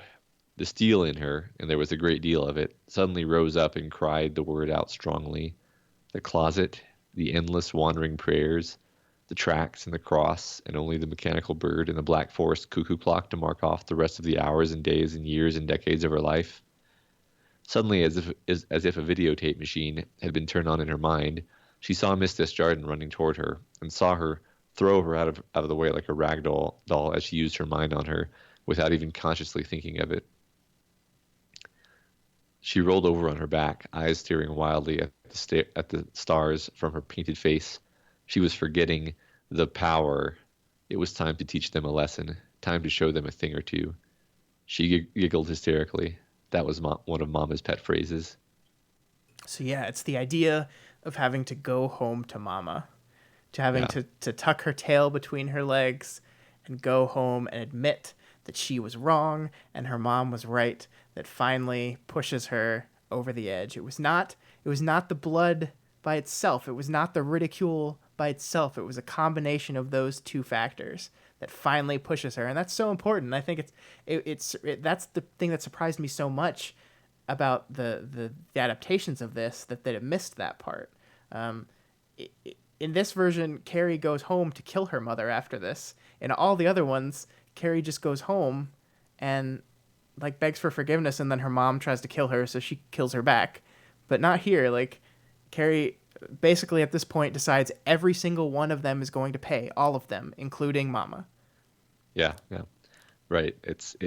It makes it seem much less like this thing happened to her and she just snapped on the spot. It's more like she has decided this. Yeah, This is and her choice. and this was when I was talking about the first time that the prose and the parenthetical thoughts kind of line up, where she was forgetting the power. Yeah, We're not like throwing a thought in between a sentence anymore. This is like her conscious and her subconscious lining up, her inner monologue and her exterior thoughts lining all up in one. It's just she has her plan, and I think that's a beautiful way of really selling this moment home. And again, it's done so in a way that's not very literary, right? I mean, it's like it's a parentheses with two exclamation points on the sides of it. It's like it's not grammatically anything, but it does what King needs it to do. yeah. It works perfectly. Um, yeah, she takes ownership of her inner self, I think, and that is part of that is the power, and that's what that means there. I agree. That's awesome. Yeah, I was gonna say like the human voice can't even read the power, the way with you kind of Yeah. you kind of know what he means exactly, where it's just like this, vast force in her mind, and when you're reading it in your own head, you kind of get it, and it's awesome. Yeah, yeah. Sergey asks, "Do we think that they didn't do this in the movies because it's difficult to show the internal struggle?" Yeah, probably partially. I also think it's like from a visual perspective, just like with changing the color of the dress, like having her standing on that stage drenched in blood, not moving a step until she's leaving after killing everyone is just visually way more appealing. I mean, there's some concessions you have to make when changing the medium, and having her just standing still there, not moved, and doing all this is I think very intentional. So Yeah, it's very cinematic. So yeah. All right. all right, so we I didn't pull anything from her kind of rampage across town, because she's just kind of rampaging across town. But the point is that Carrie blows up the school, blows up half the town, takes all the nuts off of all the fire extinguishers, so like they can't stop anything. She like rips all the power lines down and electrocutes people. I think the death toll is like 400 people by the time she gets home, Yeah, and that's where this picks up. Is this me? I can't yeah. remember. Okay. I'm going to give you a present, Mama. Margaret tried to get up, staggered, and fell back on her hands and knees. What are you doing? She croaked hoarsely. I'm picturing your heart, Mama, Carrie said. It's easier when you see things in your mind. Your heart is a big red muscle. Mine goes faster when I use my power, but yours is going a little slower now. A little slower. Margaret tried to get up again, failed, and forked the sign of evil eye at her daughter. A little slower, Mama. Do you know what the present is, Mama? What you always wanted? Darkness, and whatever God lives there. Margaret White whispered, Our Father, who art in heaven. Slower, Mama. Slower. Hallowed be thy name. I can see the blood draining back into you. Slower. Thy kingdom come. Your feet and hands like marble, like alabaster. White. Thy will be done. My will, Mama. Slower. On earth. Slower. As as as it She collapsed forward, hands twitching. As it is in heaven, Carrie whispered. Full stop. This is awesome. Yeah. I love how this is written. I bet you I didn't listen to the audiobook, but I bet that was awesome to hear as well. Yeah. Yeah. No, Um, absolutely. It's horrifying and yet satisfying because you kind of don't like your mom. yeah, but I mean, this is like she killed a lot of people in a lot of different ways, and this is intentional and slow. And I mean, you could read it as she just happened to finally get the heart to stop after she finished the Lord's Prayer, or you can read it as she let her mother finish the Lord's Prayer before killing her. Either way, this is very, very dark. Yeah, right. And it's interesting because from this point on, like she has such a complicated relationship with her mother because she hates her, but it's still her mom, and Yeah. she kills her, but she can't even later. She still is sorry. Yeah, well, her last words, right? Yeah, yeah. Um, it's yeah. I don't have as much to say about this other than like, wow, what a satisfying Yeah. climax. I couldn't not put it in here. Like I don't have a lot to say Yeah, about it either. It's just really wonderful. but she's already stabbed, like basically horribly stabbed. Carrie is horribly Yeah, stabbed at she's this point, dying right? at this point. Yeah, Yeah. And this is the end here. This is Sue has a mental link to Carrie and knows that Carrie has killed her mother and knows that Carrie is dying, and so she, driven by her guilt, goes to find her and is with her when she's dying. And Carrie nicely links their brains together, so Sue gets to feel what death is like. yeah. I'll do this one. The mental scream reached a flaring, unbelievable crescendo and then suddenly faded. For a moment, Sue felt as if she were watching a candle flame disappear down a long black tunnel at a tremendous speed. She's dying, oh God, oh my God, I'm feeling her die. And then the light was gone, and the last conscious thought had been, Mama, I'm sorry, where? And it broke up, and Sue was tuned only to the blank idiot frequency of the physical nerve endings that would take hours to die. She began to run, breathing deep in her chest, running from Tommy, from the fires and explosions, from Carrie, but mostly from the final horror. The last lighted thought carried swiftly down into the black tunnel of eternity, followed by the black, idiot hum of prosaic electricity. The afterimage began to fade reluctantly, leaving a blessed, cool darkness in her mind that knew nothing. She slowed, halted, and became aware that something had begun to happen. She stood in the middle of the great and misty field, waiting for realization. Her rapid breathing slowed, caught suddenly as if on a thorn, and suddenly vented itself in one howling, cheated scream. As she fell, the slow course of dark menstrual blood down her thighs. Yeah, that's supposed to be felt. Sorry. Sorry. Felt the Yeah. slow course of, yeah. Yeah. So that's the end. The story starts just as it begins with someone screaming as they bleed.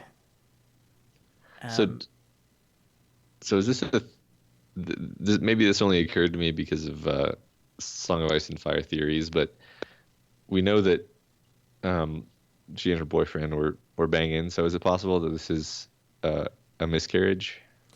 Yes. I mean, she thought that she might be pregnant. She was late. Yeah.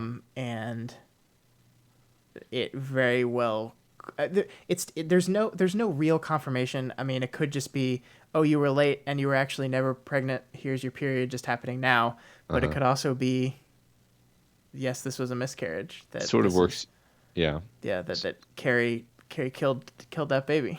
Yeah. It kind of works either way as being a cheated scream because she is robbed of, I guess, this possibility of having some piece of Tommy, I Yeah, guess. yeah. Yeah. Yeah, so I mean, and I think that the interesting thing about that is how much the end of this book changes based on that, right? Like, if Carrie took this away from her as she died, then She Carrie, didn't really let her go. no, yeah. Well, and of course, my favorite part about all this is that, like, the one thing Sue said is that no one really feels what it's like to be Carrie White, and not only did everyone in the town get to feel it this day, but Sue got to experience it in a more intimate way than ever. Got to experience Carrie White dying, and I love the idea that she hears the point where the brain dies and then is still connected to her brain enough to feel the nerve endings themselves die. She can Yeah. feel the electricity from the nerve endings die, and I think it's great. Yeah, it's a very dark view of death too, because there's no the sky opening and Carrie disappearing into a white light. It's the thought cuts off, breaks up as if like a radio signal, Yeah. and then it's just static is left, and it's basically I take this as King saying like, "Yep, the human brain is just a electrical machine," Right. and when anybody dies, including Carrie, it's just like you turn to a dead channel. It's not Yeah. doesn't go anywhere. Yeah, and then so that's the end of this part. The third part of this book is just kind of the aftermath, that the town basically ceases to exist because anything that's left, no one wants to stay there anymore. We see Desjardins has survived, but turns in her resignation because she still feels guilt. Sue obviously was part of this whole White investigation and wrote her own tell-all book, and so it seems to have had a lasting impression on her life, that she will be forever changed because of this thing. So Carrie, everyone got to feel what it's like to be Carrie White. Congratulations, everyone. Yeah, And so that's the end of the. And then the book finally ends on everyone kind of just wiping the stuff under the table and saying this was an isolated incident and it's not going to happen again. And then we get confirmation that that is not true, that there is someone else out there, although seemingly with a happier childhood. Yeah, yeah. So that's the end of Carrie. Now, I don't think you've seen either of the movies, right? No. So I'm going to talk about the films very briefly, very briefly. The Brian De Palma 1997 movie, or 1976 movie, I don't know why I said that, is excellent. I watched them both again just before this. It's a really good movie. It's a really good interpretation. We talked about some of the things that it changed. You can see here on the cover one of the reasons why they changed the color of the dress, because then you can see all those reds. De Palma does some really interesting things with this movie. There's a scene where Carrie and Tommy are dancing, and they're spinning around at this incredible speed, and they're like spinning one way, and the camera is on a dolly spinning the other way, and it creates this like really fast spinning, like almost crazy fast, like uncomfortable spinning. It's really well done. The movie's really good. John Travolta, as you can see on the poster there, he plays Billy. He's Billy. Uh-huh. It's a good movie. I liked it a lot. Solid interpretation. They cut out any. They just have the telekinesis. She doesn't destroy the town. She just destroys the school. And there's no moment with Sue. She just like goes home to her mom. She nails her mom to a wall like a crucifix, and then collapses the house around them, and they both die. So that's the little bit of change there. And then, of course, there's the most notorious scene ever where Sue is going to Carrie's grave to pay her respects, and a hand reaches out of the ground and grabs her foot, and then she wakes up because she's having a nightmare. That's still one of the best jump scares in the history of jump scares, by the way. I still jumped, even though I knew it was coming this time. It's so good. De Palma is great. It's a great movie. And I watched the 2013 version for the first time. It was awful. You can see by this poster where it says "You will know her name." No, everyone knew. Like, that wasn't the issue. People knew Carrie's name. Like, it was not the problem. Was not that they didn't know her name. So I don't know what the marketing was trying to do here. It is interesting to watch though, because there's stuff where it stole directly from the '76 movie, and stuff where it stole directly from the book, and it kind of mixes and matches and does this weird thing. The 2013 movie ends with Carrie feeling the baby alive inside Sue and says, "You're pregnant," and then like pushes her out of the house to save her, and then we see Sue at the White Commission thing testifying with a big belly, and then that's just the end. The end. Yeah, the blood doesn't really look like blood, does it? Raul says they apparently covered her with Hershey syrup. Yeah, I think they do that a lot in movies because blood never looks like blood in movies.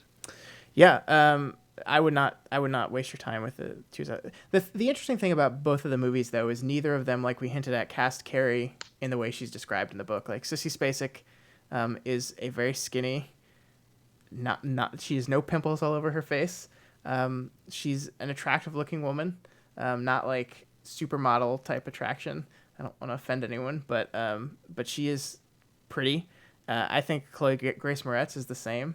So I understand that they can't they can't put an ugly person on their poster, but neither of them cast the right. Raul says she has freckles. That doesn't count. It doesn't count. All right, so let's move into the QA because we already got some questions here, so we can wrap this thing up. Because, guys, I know you won't believe this, but we're going long. What? Bobby asked if we're going to talk about the Rage Carrie 2. I've never seen that, Bobby. I don't want to. If you've seen it, let me know if it's any good. Yeah, Barb actually would be pretty great for Carrie. Stranger Things Barb. Oh yeah. Although, #fuck Barb. I'm so sick of Barb. Sergey asked, "Is there a case where movie is better than the book?" Huh. I don't know. Like, can you think of one? You know, Well, I haven't. Are we talking just about Stephen King, I, I, we can interpret just in it general? as in general. That's true. The Shining is regarded as one of the greatest films of all time, whereas I don't know if the book The Shining is regarded as one of the greatest books of all time. So, It's good. It's very different. yeah, I mean, I haven't read it, but you know, you, that's the thing is, I mean, I think the answer is yes, even though I can't come up with any answers because I really think sometimes someone will read a book and the book might be a good book, but then their reaction to the book, their takeaway from it, um, is a take on it which is better and more important and deeper than what the author even put into it Yeah. in the first place. And I think that's quite possible. Yeah. It's like I think this is interesting because like I said, I had seen, like, to me, Carrie was the movie because I saw the movie first, and I saw the movie many times before I read this. So I love the movie for what it is. I think it's beautifully shot and directed. Everyone's really great in it, and there are things about the book I like more, but I think it works as one of those they're doing separate things type of stuff. So while I Yeah. appreciate the book and I think the details in the book and King's writing is great, um, I still really like the movie Carrie. People are giving a bunch of examples. Rawl says The Princess Bride. Bobby says Fight Club. Yeah. Um, Those are probably both good. Yeah, I think I Sergey haven't read The says, Princess Bride, yeah, but Sergey says Clockwork Orange and Atonement. Atonement. These are, besides The Shining, I haven't read any of these actually. So Yeah. I read Fight Club and the movie definitely has a different take on the material in the book, and I think it's probably better. yeah, yeah. I think Chuck Palahniuk even agrees with that. All right. Any other questions? Shawshank Redemption. See, I think that movie's overrated. Everyone's gonna get mad at me, but I think It's the best movie of all it's time, Scott. it's fine. It's fine. It's a good movie. It doesn't deserve to be number one on IMDb. It's ridiculous. What do I think about King and I love Stephen King. I think he's a fantastic writer. I think sometimes his problems is he needs an editor, and his books tend to get very long. Um, but I'm fascinated by his mind. I'm fascinated by the weirdness of it. The kind of he's a little perverted at times too. It's not as it's not as apparent in this, but he gets very weird in a lot of his books. I think everyone thinks of, especially now with the popularity of the movie, but everyone thinks of the scene in It when if you if you've read the book, you know what I'm talking about. I won't talk about it. Stephen King's relationship with drugs. Um, yeah, I mean, he did a lot of cocaine. Yeah, it's what enabled him to write so many He books, did right? a lot of cocaine. See, I mean, I think Stephen King is an example of the type of writing that is just go and do it. And so he, like, if you read his book, Stephen King's On Writing is actually a really fantastic book if you like the craft of writing or just like to study Yeah, how it works. I've actually read that. Yeah. Oh, there you go. It's very interesting to hear his philosophy on, like, you just got to go do the thing. Just write every day. It doesn't matter if it's terrible. Um, I need to reread that book actually. Wizard and Glass is amazing. I love the entire Dark Tower series. It's probably one of my favorite series of books. Yeah, Tommy Knockers. Like that, he's written so many books that some of them just aren't very good, and that's okay. It happens. Yeah, well, a lot of the ideas are just so like I saw The Langoliers when I was a kid, and it's like, yeah, it's not a good movie, but the idea of it Right. stuck with me for Yeah. my whole life as being just like such a creepy, atmospheric idea. It's like it hardly matters that the movie was poorly made because the idea is so creepy and I don't know. Yeah. I don't know. See, that's what's funny is I didn't even think it was a bad movie because I was a kid, and It's you not. know, It's not a good movie. It's not. yeah, There are very few good King adaptations, and I think that's for the exact reason why King's books tend to work is because he really focuses on character and um, on location, on setting. He really defines the town and the people in it.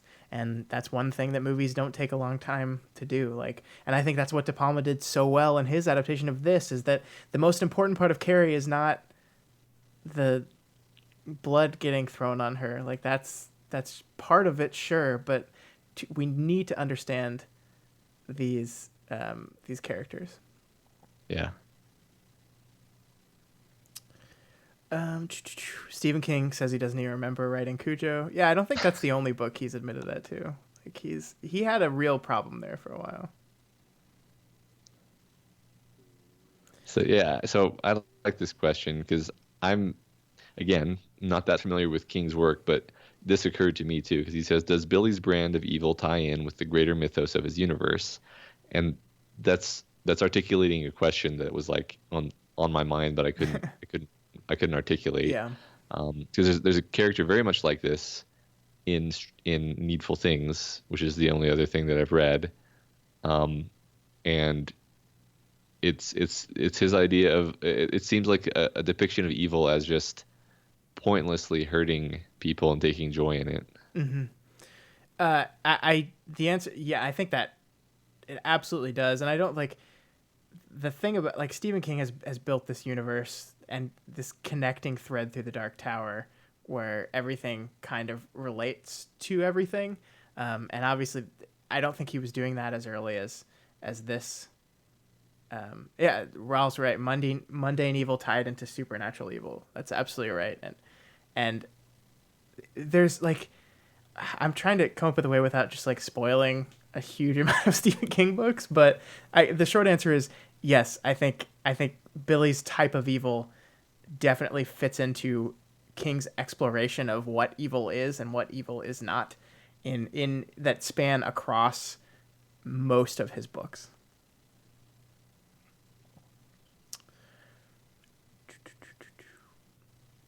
Guys, we have one day, many moons from now, Matt and I are going to do a Dark Tower read through in the vein of our Worm podcast. Um, we're going to I will take the Matt position and Matt will take the Scott position, and we are going to work through Dark Tower chapter by chapter, and we're going to analyze the shit out of it, and I'm going to get to talk about all these moments that relate to all the other Stephen King books, and I'm going to get to nerd out on Stephen King. One day we're going to do that. It's going to be a long time coming, but it's going to Yeah. happen. Yeah. And every time we'll introduce it and you'll say, "Hi, I'm Scott and I'm the Matt of this podcast That's and not this is Matt, the Scott of this going to podcast." make any sense. Yeah. All right. Well, let's go ahead and wrap this thing up then. Let's talk about next month. Let's Yeah. talk about Tana French, The Secret Place. Our winning book is The Secret Place. My choice finally Yeah. won. It finally won. Congratulations. So for those of you that have not read any Tana French, which is me, um, she writes a series of I think they're called the Irish or the Dublin Detective series. This is a series of 5 or 6 books. They are all their own independent stories. I think this is the fifth one in the series, but they are all completely independent. So if you haven't read any Tana French like me, it's not going to matter. There might be like 1 or 2 crossover characters, but I'm reading this for the first time along with the rest of you. And Matt, you've read one of her books, right? Yeah, I read In the Woods and it psychologically destroyed me for like 6 months. All right. Well, let's do it again. Yay. I'm very much looking forward to this. That podcast is going to be on Friday, December 15th at 9:30 Central Time. We're doing it Friday again, so that gives you guys 4 weeks and a little bit extra to read the book. And then we'll meet back here, right now, unless you're listening to this on the podcast, in which case we'll go to the time I just told you. But I'm really excited about this. We're going to put a post about this tomorrow. The post will have a link to Amazon. If you're going to buy this book to read along with us, if you could buy it through that link, Amazon throws like a little tiny percentage our way. It costs you nothing else, but it helps us out. That'd be awesome. So Friday, December 15th, 9:30 Central, The Secret Place by Tana French. It's going to be great, guys. It's going to be great. So let's wrap this thing up. All right. Let's do it. Guys, this was a lot of fun. Thank you so much for everyone that tuned in live, for all the great discussion. For those listening on the podcast, consider hanging out with us next month. It's always a good time. Yeah, and if you like what we do here at the Daily Planet and want to see more of it, head over to our Patreon, patreon.com/dailyplanetfilms, and consider donating $1 a month or whatever else you can afford. You get access to our private Discord server, as well as the ability to vote for which books we cover and tons of other cool benefits. Check it out. That's right. And if you have any other questions or comments or just want to reach out to us, you can find us on Twitter at dailyplanetfilms or email us at dailyplanetfilms@gmail.com. Fun times as always, guys. We will see you next month. All right. So who's going to go read the new Worm now? Matt already has logged off. Just kidding. Matt was looking at his phone. Suspiciously, Matt was looking at his phone a lot at around 11 o'clock. You know what? No, that was very interesting. I was actually just fiddling with this for like 15 minutes. I do that a lot too, and then I forget that I'm on camera. Yeah, that's exactly what I was doing. It's hard not to fiddle when there's something fiddleable within reach. The affiliate stuff, yes, should still work with the Kindle edition. It's basically just a link that sends you to it. Like I usually put the paperback in there, but it's a link that'll send you to Amazon for the book, and then you can change to the Kindle edition, but it'll still have our little weird code thingy in there. Yeah, that should work just fine. What's it called? What's the new Worm called? I haven't looked yet. I'm saving it. Hold on. Let me go look. No one say anything. Don't tell me. I want to read it with my own eyes directly off of the website, or it's not real. Redacted, just redacted. Censored. Yeah. Hold on, everyone. Everyone, shut up.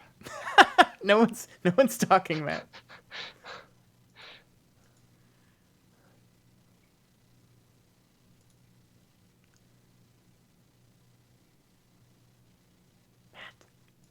Why is it taking so long? Yeah. It's dead air. It's called Ward. Oh, cool. Hey, isn't that... That's what I named the Destiny 2 guild, so that works. I'm gonna change the channel. Edit channel. Ward. Spoilers. Save changes.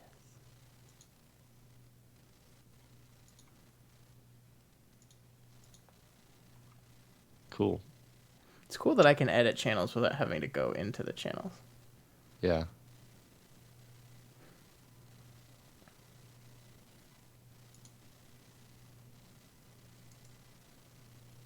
Guess I should not go into the channel either.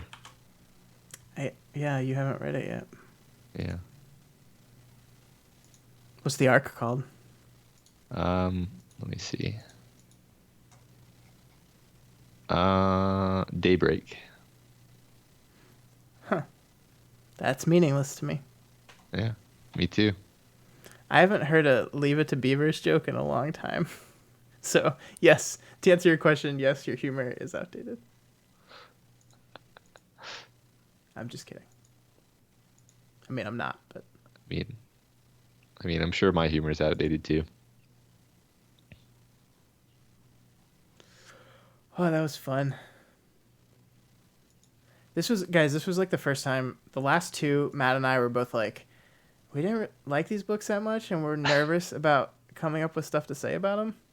And then this one was like the exact opposite. Is that too much to say? We were basically like trying really hard not to be overwhelmingly negative about the other two. This one was just like, yep, this was awesome. I think we're gonna feel the same about the Tana French book. I mean, just knowing her as a writer. Yeah. I gave us extra time on that one too. I gave 5 weeks because one of them's Thanksgiving, and I assume, although I read more over Thanksgiving, but But maybe that means I'll have time to read for fun, which I don't get to do that very much anymore. I thought about having a "What are you reading?" section on the book club, but then I realized my answer would just be Worm Yeah. and whatever book we're reading for this. Yeah. Are you reading anything else? Um, I don't think so. I started Hillary Clinton's book on election night because I want to punish myself, but I haven't gotten very far in it. Yeah, I feel like I've read that just from the number of think pieces about it that I've read.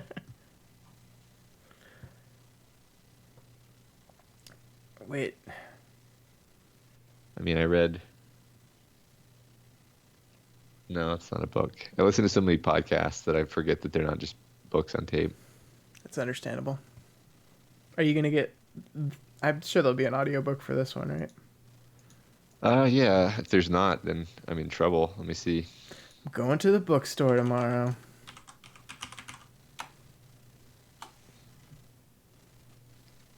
Sergey, what was your pick?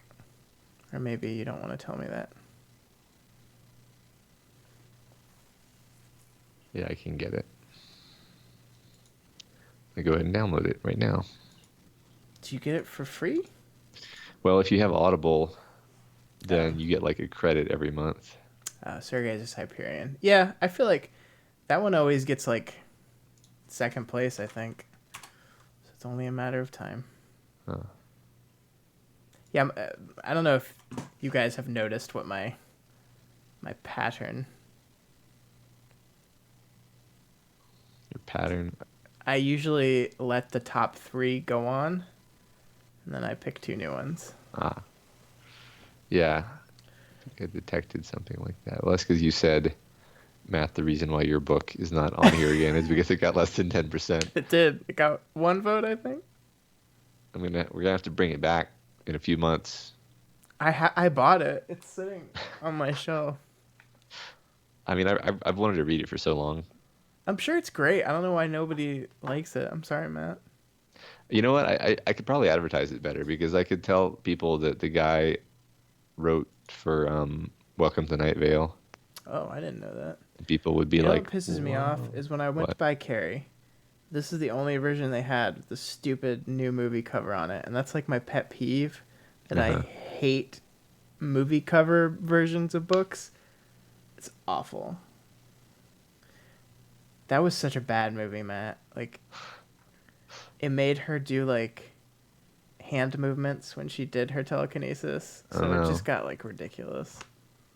And she like they tried to run her over with a car, and she like stopped the car and then threw it into a gas station. I'm like, what are we doing? What are we doing here? Yeah, trying to make an X-Men movie. So is that you saying Liminal States was less Instantly, than less instantly than great? dropped it. Instantly dropped it.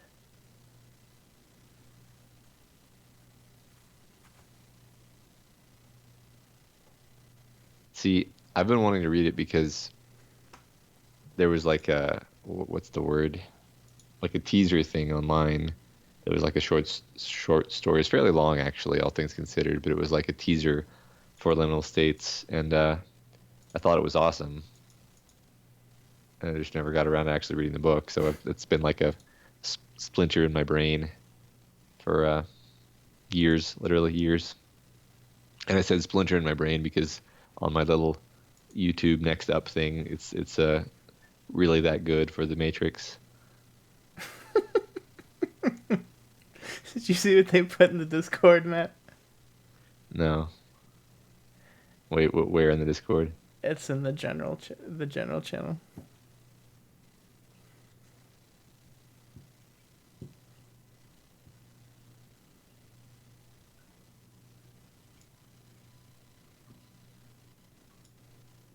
I just put it on the stream.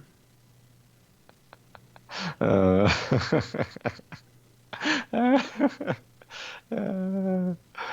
yeah. You guys want to see this thing that haunts me? There's all these things right here that I can't click on. That haunt me. Yeah. I've only got one of those. All these things. I just can't click on anything. How do I get This is like a hall of mirrors. Why? Oh, because it's your face. I Yeah. gotcha.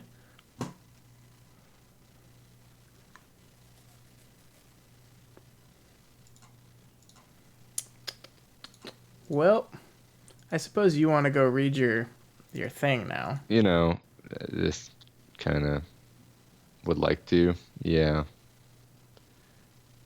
I'll send you the file. Wait, there's a Scott channel? What's this? What's the Scott channel? I don't know what this Scott channel is. I don't know either. All right, everyone. Let's all head over to what's it? Parahumans. Wait, where is it? I don't know. Parahumans.net. That's what it Okay, actually is. enjoy that. I'm not gonna do Yeah. it. Yeah. Is there When a I said secret everyone, channel about me? I'm gonna be very. How I it? think I'm I the think now administrator. That can't be possible. I think now we're pretending. I think now we're pretending that there is. I just realized that I created the server and the administrator, and therefore I can see everything. So you're a bunch of liars. He found out. He found out. Everybody, quick, close the Scott channel. He found out. All right. Good night, All right, y'all. guys, that was fun. We'll talk to you next month or earlier if you like Worm. Bye.